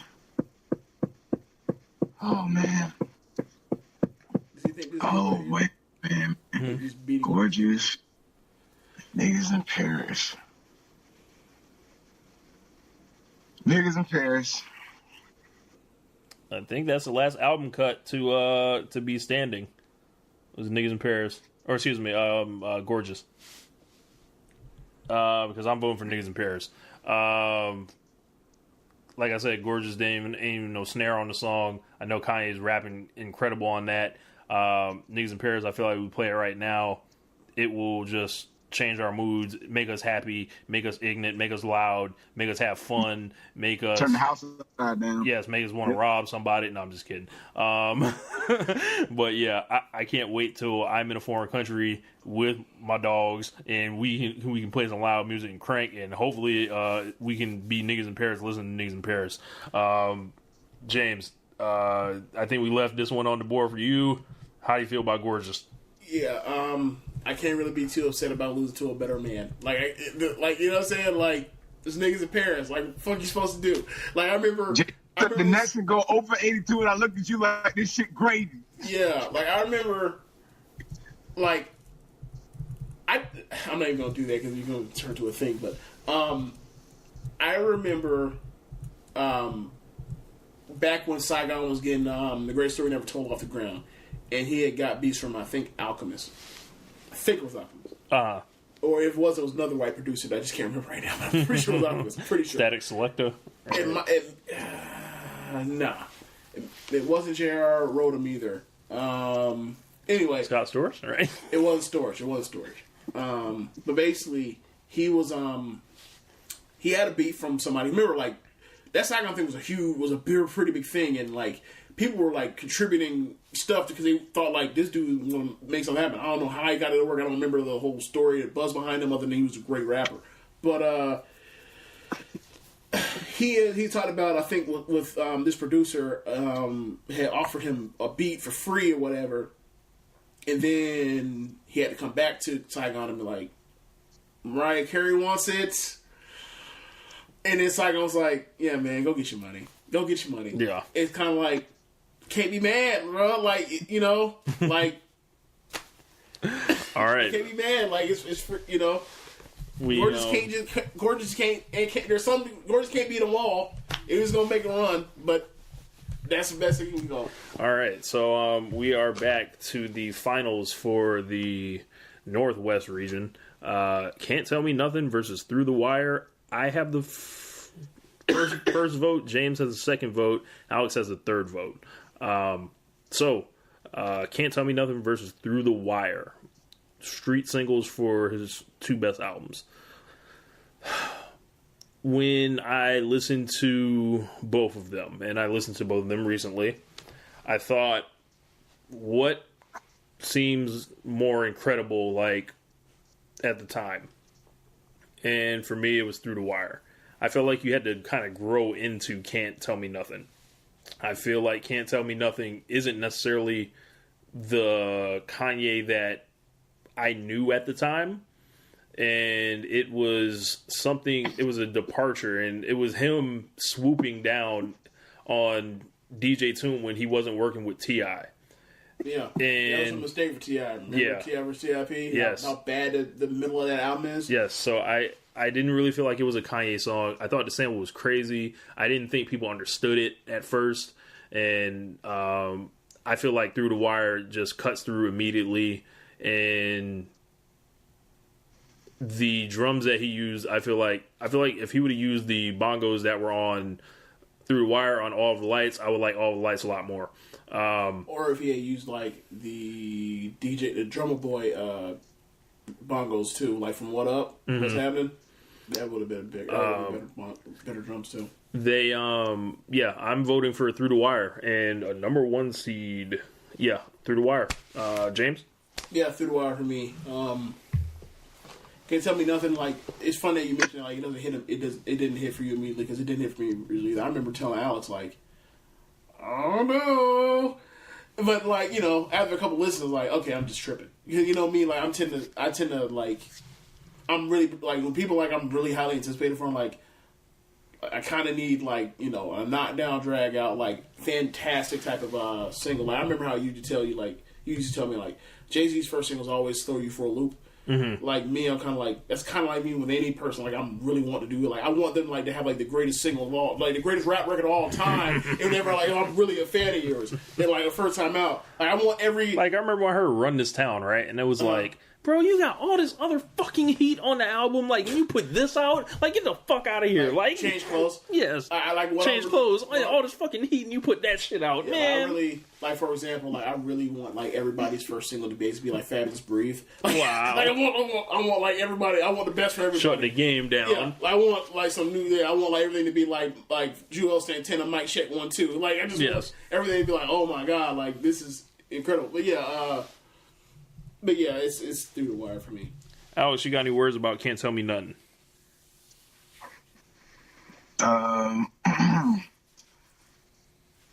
Every 5 years you listen to it, you probably like feel something different from them lines. He talks about being conflicted with being superficial at the beginning. You know what I'm saying? With the whole, I had a dream I could buy my way to happen. And then I woke up, I spent that on a necklace. You know what I'm saying? I told God back in second, it's like, you realize like, oh, some of this shit doesn't fucking matter. A lot of this shit, it's like, it's irrelevant. You know what I'm saying? So it's a song. It's going to be interesting to hear what people think of a lot of these records 10 years from now. Mm-hmm. You know what I'm saying? Because like certain songs will age better than others. So, because Dark Fantasy is a lot younger than I actually realized it is as I'm talking to you. All right, man. Holla then. I was ready to say it just on the dismount. It's got to go. I love it, but it's got to go. All right. So the next round we'll have Alex voting first. I will be voting second. James will be voting third. This year, Elite Eight. Clarify for whoever's listening. I do know Can't Tell Me graduation. I'm just saying, like, Dark Fantasy. That's not even Dark Fantasy is within this decade, and it seems like so long ago. Yeah. To keep on. Mm-hmm. So Alex, you will be voting first. All Falls Down versus Good Life. What you got? Good Life. James. When he said that shit about the Super Bowl, that is true. That is a fact. That is one of those, like, you know, it's one of them songs on the when they play the Kanye mix. You know what I'm saying? 20 years from now, they're gonna make you know for a fact Good Life is gonna get a run in there. I have a second vote. I'm going with All Falls Down. Good Life is too happy, too cheesy, too, you know, I don't know. I just ain't that happy, I guess. All Falls Down is just like, these are literally like polar opposite songs, right? They're talking about when life just goes astray. I don't know. I always like All Falls Down a lot more. I thought Kanye ripped this a lot more than he did Good Life, if you just listen to the verses. Yeah, so All Falls Down. James, on you. Good Life. Like, Good Life is just... Like, I remember the first... Like, we talked about the Kirby thing. Kirby is a closet Kanye hater because of the whole 50 Cent thing. And then, like, Stronger, he's like, see, Stronger struggling, and then, like, it turned out that it went well. Like, by the time, like, when Good Life hit and it was playing, and, like, you're old enough. I think you were there in the clubs when the show was coming on. Like, I think so. At that point in time, I was like, yeah, bro, this is over. Like, Kanye is, like, clearly the top dude now. Like, he's clearly, like, no more of this underdog shit. Like, he's the top dog now. He's the big dog now. So, it was like a clear line of saying, like, he's the guy. The guy. So also take fun fact, the bridge where T-Pain says the life I live, you know what I'm saying? Yeah. That was the original hook. And they made the right decision. And then that I Go For Mine was the bridge, and they swapped that shit. They made the right decision. Yeah. And Neo was originally supposed to be on the hook, and I think Kanye fought with the label because he was like, he wanted to put T-Pain on it, even though Neo was at Def Jam at that time. You know what's weird about that? Like, as far as a classical, just a classical singer or whatever, Neo would fit that bill a lot better. But looking back at it now, they made the right decision by putting T-Pain on it. Like I was talking, I think I've talked to you about this, Rich, like, what I really like about certain, like, artists or actors, whatever else, is like they might fall out or, you know, fall off or whatever else, but like T-Pain was literally getting niggas signed every certain amount of time. Like, you'll get somebody that kind of gets like an opportunity to do something, and it kind of like restarts career, and you kind of like feel like a feel good moment because like this person was talented, and for whatever reason, like something happened, whatever. But it kind of I don't know what's going on, Rich, but it's like lagging heavy. Oh no! Okay. But you kind of get like a career appreciation of this person. Kind of get a retrospect. Like, I feel like eventually, like T-Pain's gonna get his due. Like, eventually, like, dude, this dude dominated the mid 2000s on the radio. Right. Dominated. Right. And I feel like this is gonna be part of it. Be like, oh yeah, that's a huge thing. Like, no, not against Neo, because Neo is one of the, you know, great R&B songwriters of that same era. He didn't have the same lasting power that T-Pain did. Yeah, I would take T-Pain all day, and twice on Sunday. When it over Neo, I wasn't necessarily the biggest Neo guy at the time. I'm not necessarily the biggest R&B guy. Like, Neo's first album is a classic, but Buck, stop calling, Alex. Like, Neo's first album is a classic, but it doesn't. But things go differently from there, and like he was quick to he was one of those early adopters to get onto like into the dance music or whatever, and like he jumped in a little too early. Like I remember how you talked about Memphis Bleak. If you look, if a couple of decisions go a little different, like he hits right on time when shit's supposed to hit, and like he probably might still be relevant. He's getting people too early. Like you got like T.I. like too early, got Rihanna too early, got like Bleak was getting songs to everybody. Like yeah, like Neil has some technical difficulties. We are back, but yes, Good Life advances. It will be Through the Wire versus Good Life on one side. The next one, I think, I have the first vote. James has the second vote. Alex has the third vote. So this is Jesus Walks versus Power. Whoo. Okay, two different songs that hit in completely different ways. So me not being necessarily really that big into religion, Jesus Walks was just a rap song to me. Power is Kanye coming back for what we thought he might have lost. I think it was the song that he needed, because, you know, there were folks that, you know, while he dropped 808s and Heartbreak and all that, right? Mm-hmm. He was still doing all that rap stuff, and I knew, like, Kanye was, like, that dude still, right? Mm-hmm. And then I saw how, you know, all the white folks turned on him over that Taylor Swift stuff and all that, and it just made me want to cheer for Kanye more. And when I heard Power, it was like, yes, the king is back on the throne. Mm-hmm. And yeah, I'm voting for Power. Jesus Walks, walk your ass out of here. Yeah, it's Power for me. Was I going second or third, or what was I doing? You're second. Alex is third. Yeah, it's Power for me. I kind of feel like the same sentiments of the things you said about Power. Kind of like he was in a weird spot where like he did this thing and he shouldn't have done it, and it was disrespectful. But like the criticism was far outsized. Like people like he didn't commit a crime. People like it was like the biggest travesty in the world. Yeah. It was incredibly rude. It was incredibly asshole-ish for him to do, because it absolutely was. But like the reaction was outsized. Like I mean, like I can't think of anything that's been bigger as far as like news like blowing up the whole entire internet news cycle than like maybe Miley Cyrus when she was twerking on old Beetlejuice, Robin Thicke. Yeah. That's about it. Soul Man. Yeah, the Soul Man, Robin Thicke. So for me, it's kind of like y'all. I mean, this is ridiculous. But so for me, it was it's to the point where like Obama calls him a jackass on a mic, because like clearly he is a jackass, but like for the press of the United States to have to be able to be like kind of like editorialize on a fucking rapper, you know what I'm saying? It's like ending from the same cities, like kind of like these are like yeah, I ain't like that. Like, these are like gigantic founding, these are like gigantic figures for one city or one area. So yeah, for me it's Power as well. Alex, you got anything to say about Jesus Walks for we walk it to the door?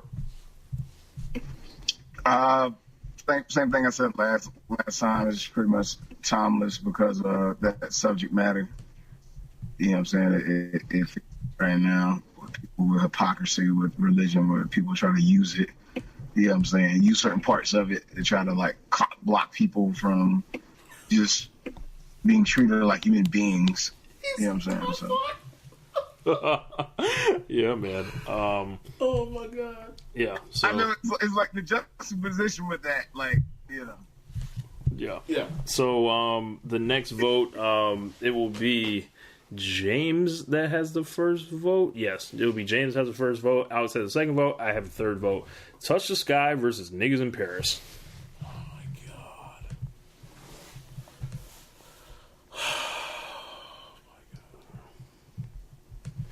How about this? Wait, is this a Final Four? No, not yet. Next, this is Elite 8. This is Elite 8. So Final Four, we're gonna do one more. We're not gonna like change it back and forth. Like we're that going to do a randomizer. That lets you know how absolutely tough this is. That Touch the Sky versus Niggas in Paris.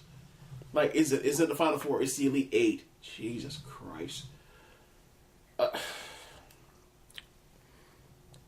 So check this out. In one sentence, from everybody, since we're at the Elite Eight, in one sentence, what makes a great song? How it sounds, like okay, smart ass. Like, how does it sound? Like, no, I can't. I don't think I can really give an answer on that in one sentence. That's not, that's, you know. Okay, to me, I'm just gonna throw this out here. The way it makes you feel, I guess. I don't know. When there's a fight between, wow, I can't decide if I like this song better because of what they're saying or how they're saying it. Meaning, like, how it sounds or what's being said. You know what I'm saying? Like, gotcha. wow, the message and the melody is like, damn, them shits are like equal. You know what I'm saying? Like, nothing is clearly, you know, better than the other. But continue on.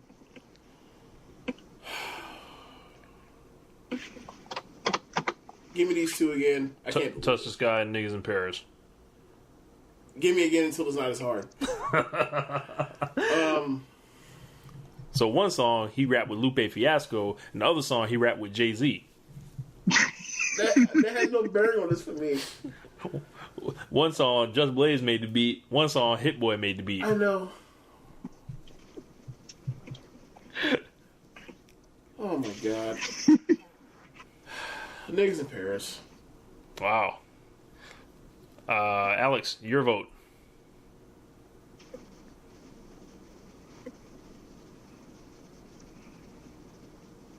Alex, your vote. Damn. All right. Niggas in Paris. Oh my gosh. I'm not happy about this at all. I'm really not. All right. I'm letting you know now. I'm gonna keep it so 1,000 with y'all. It's the reason I asked where we were in the bracket. Okay. Because the thing is now I'm looking at it like a sport. I'm looking at it like a sport. If I had to, if these songs were like teams in like the NBA or really in the NCAA tournament, I feel like Niggas in Paris is a song that I need. You know, if I'm advanced to that next round, Niggas in Paris. I'm picking Niggas in Paris over Touch the Sky. Looking at the floor, looking at what we're going to be going against. I think Touch the Sky is a better song from the hook. I think the beat's better. I think... Can Touch the Sky compete with everything else that's on the board right now, though? Yes. Okay. Touch the Sky is better than Through the Wire and Good Life and Power. Or Power is hold on. I'll walk that back. It's better than Good Life and it's definitely better than Through the Wire. Like, it's like the elevated version of Through the Wire. Good Life before Good Life. You know, Touch the Sky, I think, is just incredible. All of these are heavyweights. Not only from the lyrics to the beat. Like I said, he worked with Just Blaze. He put on a new star with Lupe Fiasco. He had an amazing video to this. He talked about the whole nervous breakdowns thing. He talked about his story with his girlfriend. He talked about, you know, being slept on. I think Touch the Sky is superior than Niggas in Paris. Niggas in Paris, you know, for what it is probably like one of the best songs ever of its kind. Like, we stunned and we being niggerish, whatever. Touch the Sky, when I listen to it, it has time and place and it has classic feel. And it's inspirational. And it's like, you put Touch the Sky on if you want to lose weight. You put Touch the Sky on if you need motivation. You put Touch the Sky on if you want to, like, go on a road trip. Like, anytime you want to begin something, you put Touch the Sky on. I don't know, man. I think y'all got it wrong, but... I'm not happy about doing it. Yeah, like, Niggas in Paris, like, that's a Kanye and Jay-Z song. Like, I don't know. I don't know, man. I got Touch the Sky. It's a victory lap. All right. So, All right, we got our final four now. We have Through the Wire versus Good Life. I don't know how the fuck Good Life made it that far. Versus Power in Niggas in Paris. For this round, we're going to make our final voting tally. I believe I have the first vote. James has the second vote. Alex has the third vote. So, yeah. So I have a vote, and then Alex has a third vote. And that will be the order for the rest of the time. We have Through the Wire versus Good Life. I'm going with Through the Wire. Better beat, better story, more incredible when you hear it. Sampling Michael Jackson, you don't really get points in my book for that. It's not like it's creative, but it's not like mind blowing. It's like, hold on, what the fuck? Like, I didn't know you could do that. Like, anyone can loop up like the first things, 4 bars of Thriller. It's just easier. To be fair, he only sampled like these small little noises in it. Like he didn't even sample a melody out of PYT. Right, but Through the Wire, it was like. It wasn't until I heard about that I was like, oh yeah, that is that. That's crazy. I think Through the Wire is like we don't get the rest of Kanye West if this song doesn't happen. Yep. It's a novelty song that still feels like you can drop in anytime and it's still there. Like if it say it's a town you can always go back to and things will never change. That's Through the Wire. Like I said, Good Life. I never really gave it extra points for anything. I thought his verses weren't necessarily like, anything to write home about as far as like lyrically. It was like just not fucking up. I think that's what he did more than ripped it or anything. It wasn't like, Power. It wasn't like Gorgeous. It wasn't him coming to play. Through the Wire was like literally his life. Like he's not on the board. We don't have a tournament of not for Through the Wire. So votes for Through the Wire. Am I next? Yep. Through the Wire. James votes for Through the Wire. Alex, Good Life is off the board. Anything to say about Good Life? Everything I would have said, I said earlier. There's a story behind it. You know what I'm saying? With Neo supposedly being the one that was supposed to be on it. I still believe that like if he ever does get some type of big showcase type of thing like a Super Bowl halftime that which he should have had years ago, like Good Life has to be something he plays and probably should be what he ends on. It's funny you say that. He usually ends his tour like the Yeezus tour, was it? He ends it. You know what I'm saying? Really? I figured they weren't playing anything that was fun at the Yeezus tour. Run and fuck my life up. Anyway, yeah. So, but yeah, he like that man played Send It Up 12 times and shit. Like, dude, like it's just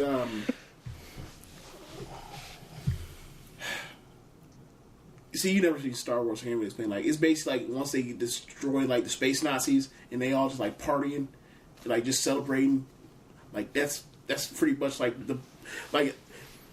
that's pretty much like the same thing. Like just a gigantic celebration and just happy that like mission accomplished. Literally, like everything, all the achievement has been unlocked. All the achievements, all the swag has been unlocked, and it's just like there. But it has to go like Through the Wire. Like I said, like I don't like what's about to happen, but yeah, like Through the Wire advances. All right, the next round or the other semifinal. Power versus Niggas in Paris. I wanted to get Niggas in Paris out of here last round. And that's what I'm about to do now.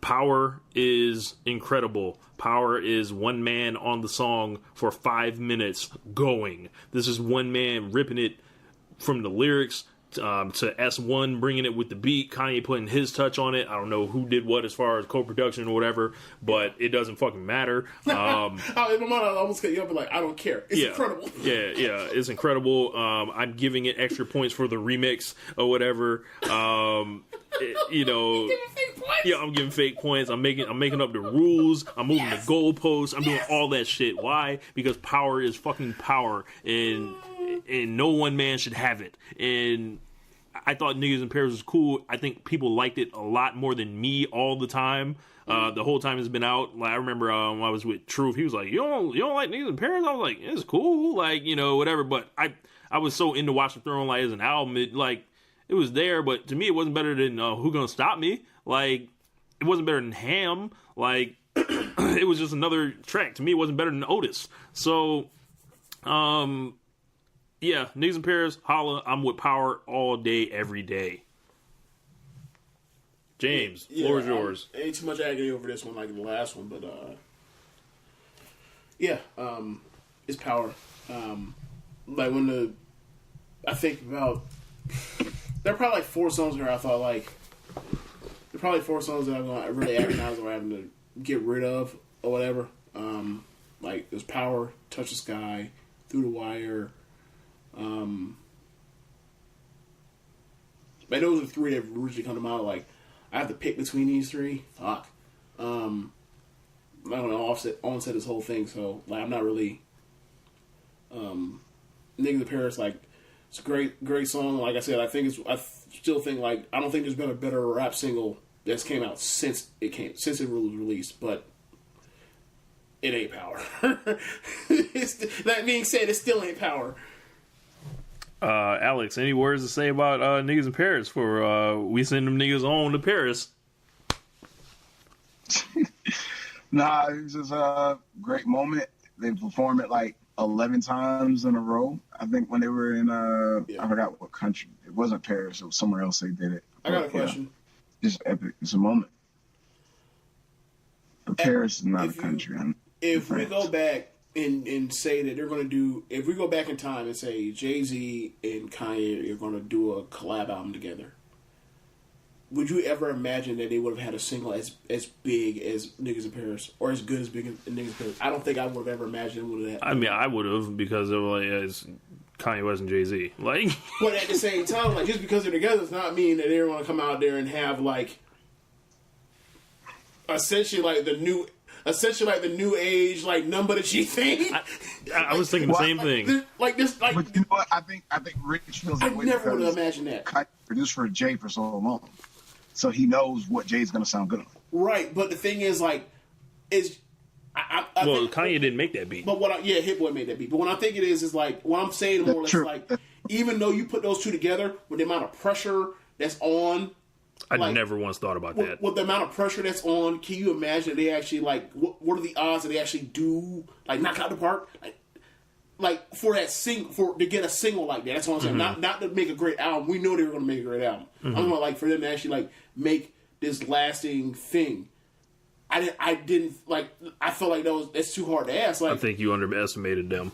Maybe so. However, like, how many of those Beyonce and Jay-Z songs have actually been really good? Like 2 of them? Next question. 3 of them? Next question, please, 3 sir. of them? Next question. You know what I'm saying? Like, get you killed. Look, you ain't about to get me on tape. Like, I love Shining. Shining's not no all-time great Yeah. Next question. So, you stupid. So we're down to our final win. Hey, so y'all already getting y'all advance tickets to the Him Downstairs 2 tour? Or no? No. No? Nah. I no way. Alex? You and Alicia going to that Niggas on Probation 2 tour? Of course. Why would you not? I mean, whether. I mean, it's gonna cost. You know what I'm saying? But nah, I'm straight. This might be the last opportunity to be able to see this. All right.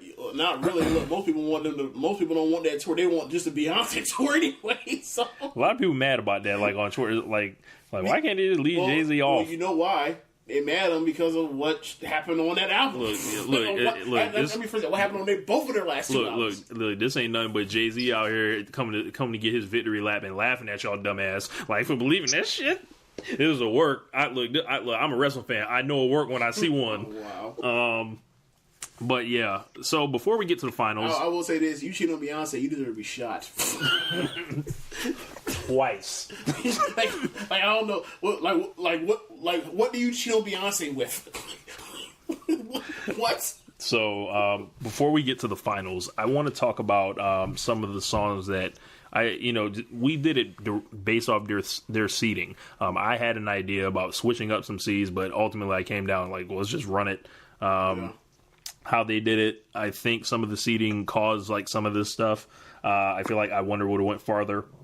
I feel like Murder to Excellence shouldn't have been a 16 seed.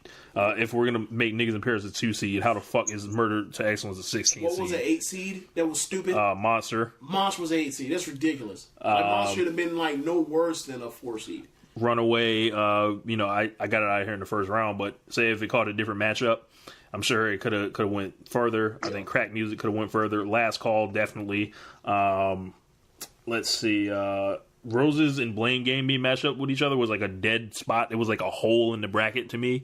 Like you could have either replaced it or matched them up with something else and got better matches. And let me see. School Spirit was underseeded. No Church in the Wild underseeded. 16 seed. How the fuck? Let's Bound see. 2's on this friggin' thing. What's Bound 2? Bound 2 was a... Let's see. It was a 10 seed. Bound 2's a 10 seed, but No Church in the Wild's a 16 seed. On what planet? Yeah.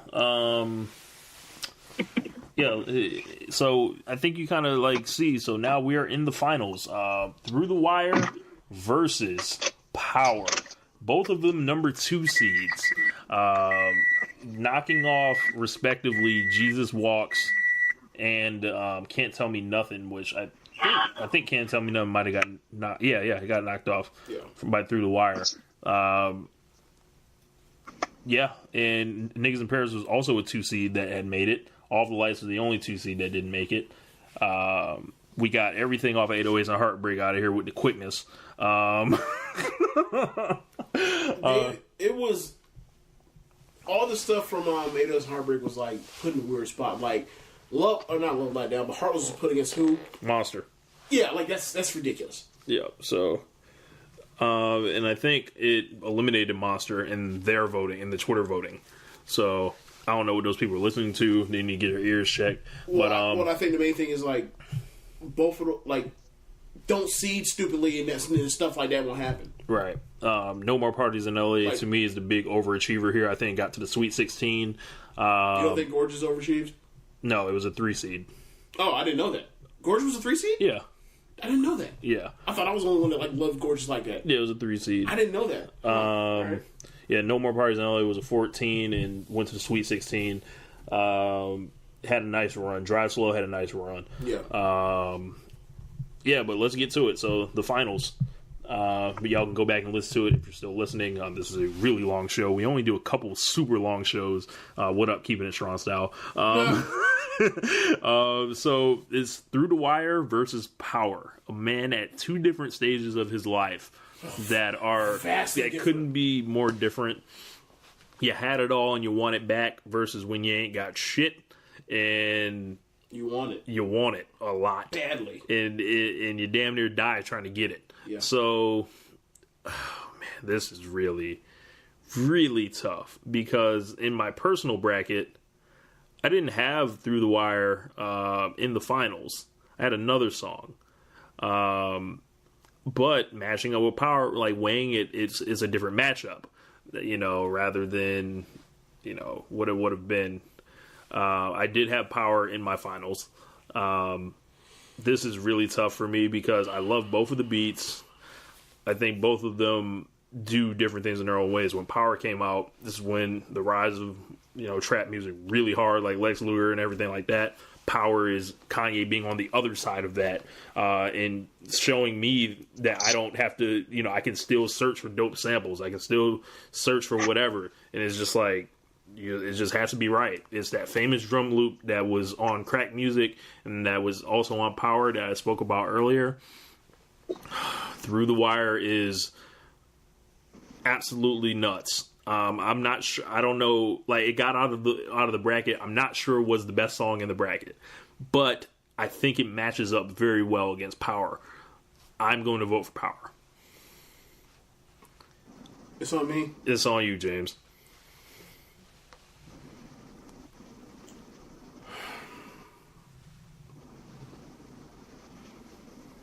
like I always said that like it was going to take something big to knock Power off.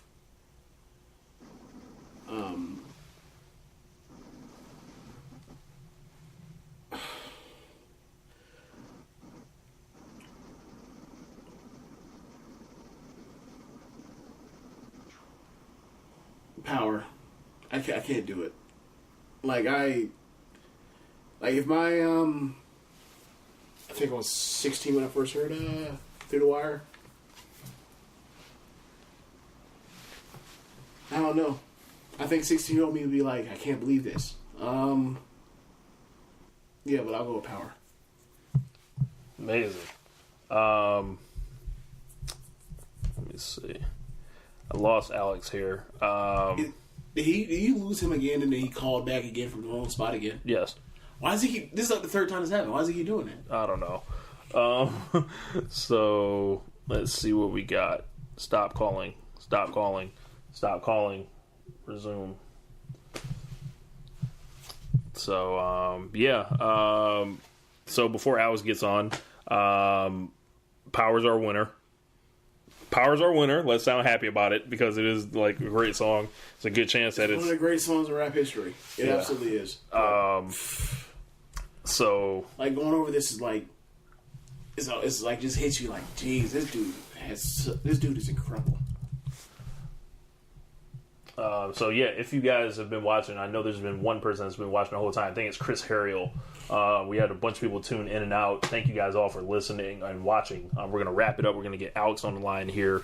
We are running this. If you're hearing the podcast, we're doing a live video of this the whole time. So giving people our reactions. If you want to go check that out, check me on the Facebook. I literally told him stop calling and he's still calling. Let's see. I will call you. Don't call me. I'll call you. Don't call me. I'll call you. There we go. But yeah, so let's get to it before we explain. So we got Alex back. So I don't know if you heard it, Alex, but James voted for Power over Through the Wire. Did you want to talk about Through the Wire, and then we can wrap up on Power?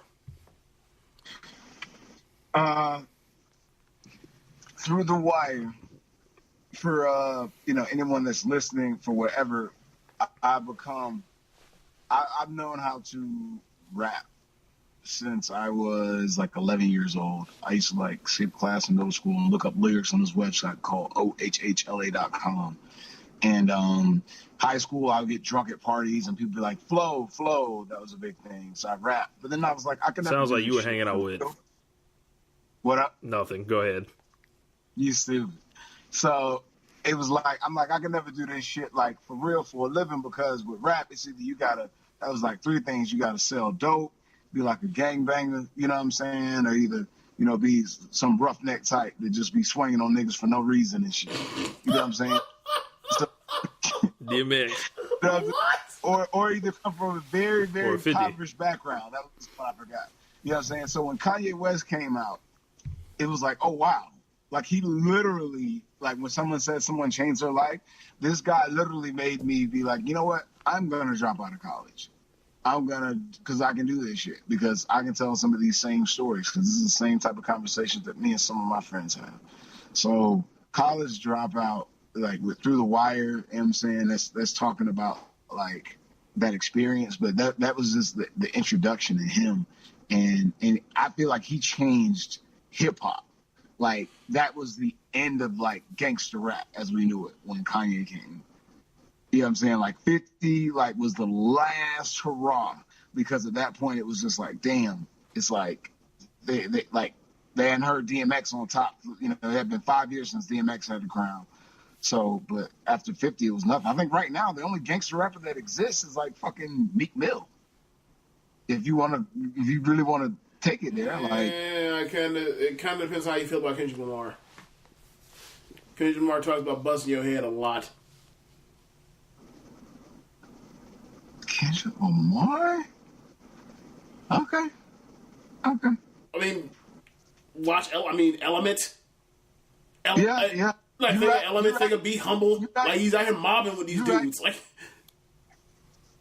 You're right. Because You're right, because that's something that is known. Like he runs with it. I'm not saying he's a full-on gangster rapper. I'm not saying he's a full-on gangster rapper. I'm like it's a staple of him. It's definitely a staple. But yeah, man, like Mad City is like that. That's definitely gangster rap. Yeah, man. Our winner was Power, and I feel good about it. And that was my winner in my personal bracket. Just looking at it from the beat being absolutely insane. The beat is like a sample that I never would have ever thought was possible to happen. The perfect tempo for a Kanye song, the perfect delivery, the perfect confidence. It was like, he used to have this thing where he said, man, if I can get my raps to where my beats are at, like, I'm going to be unstoppable. Well, on Power, no one man should have all that power. Why? Because his raps got to the level of the beats. And anything you want to say about Power, James? It's an incredible song. It's an incredible song. Like, when I first... I kind of, like, when we do this tournament thing, I kind of, like, in my mind, kind of have a place of, like, where... Like, what potential winners are, or whatever. And Power is definitely one of them, and... Like, you lay it out, you think more and more about it, is, like, Power's, like, is, like, a perfect song. It's just perfect. And... It's him by himself. Yeah, and like Through the Wire is you can say the same thing about Through the Wire, but he's not that level as a rapper.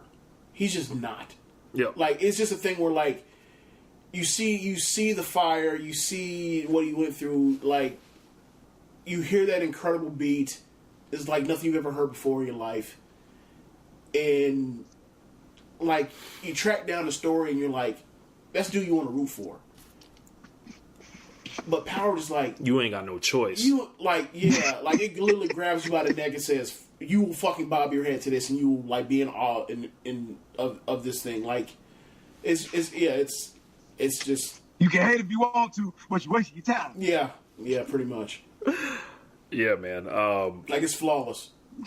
Yeah, and I really hope that the tournament plays out that way, that is going on Twitter. If not, this is a much better companion, I feel like, because we bring three unique perspectives. Me being, a producer and rapper that studied at the Kanye tree and took all the inspiration I could get from it. James being a producer as well and being a fan of music as much as he is, like, more than, me. Like, he can appreciate it. It was a heartbreak where I can't. I just don't get it. And Alex just, the representative for Kanye stands everywhere, who loves all this shit equally, somehow. Thank you, Jesus. Yeah, he bows at the Church of Jesus. But yeah, that was our tournament. So where were you guys' tournament? Feel free to let us know on Twitter at One Nation Radio. You can tweet me. You can add me on Facebook. If you guys watched the live, thank you. And if you guys check out the live video at a later date, thank you.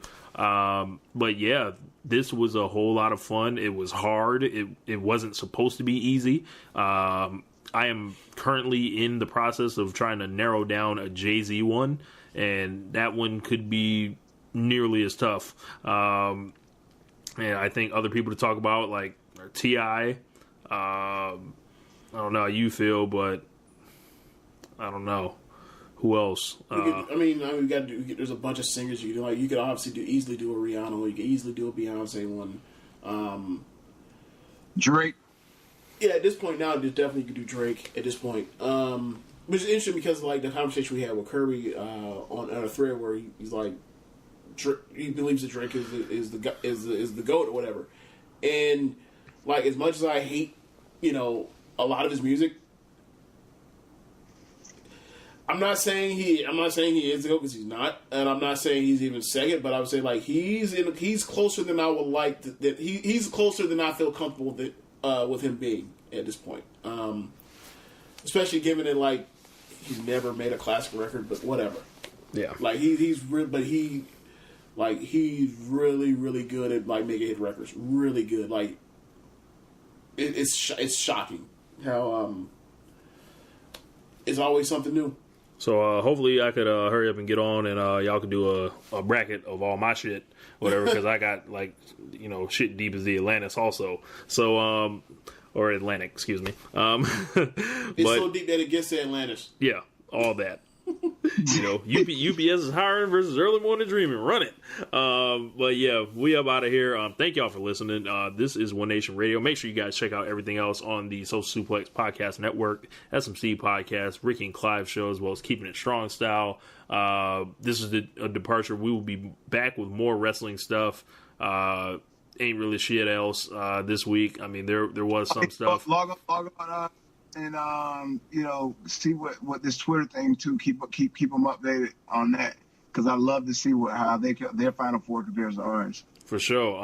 And Alex, if you want to let people know how to find you. Yep, you Alex E. Miller Official on Instagram, Alex E. Miller on Facebook, and keep up with Deleted Reality. That's a series that I co-produce. It's on YouTube. Just type in the words Deleted Reality as it sounds. Nothing slang about it. And catch the first 2 episodes now, and the next episode will be up 2 Wednesdays from now. Every other Wednesday we'll be releasing an episode. Yeah, man. Power wins the tournament. Who's gonna win yours? Peace. Later. Thank you for listening to One Nation Radio. We'll see you next time.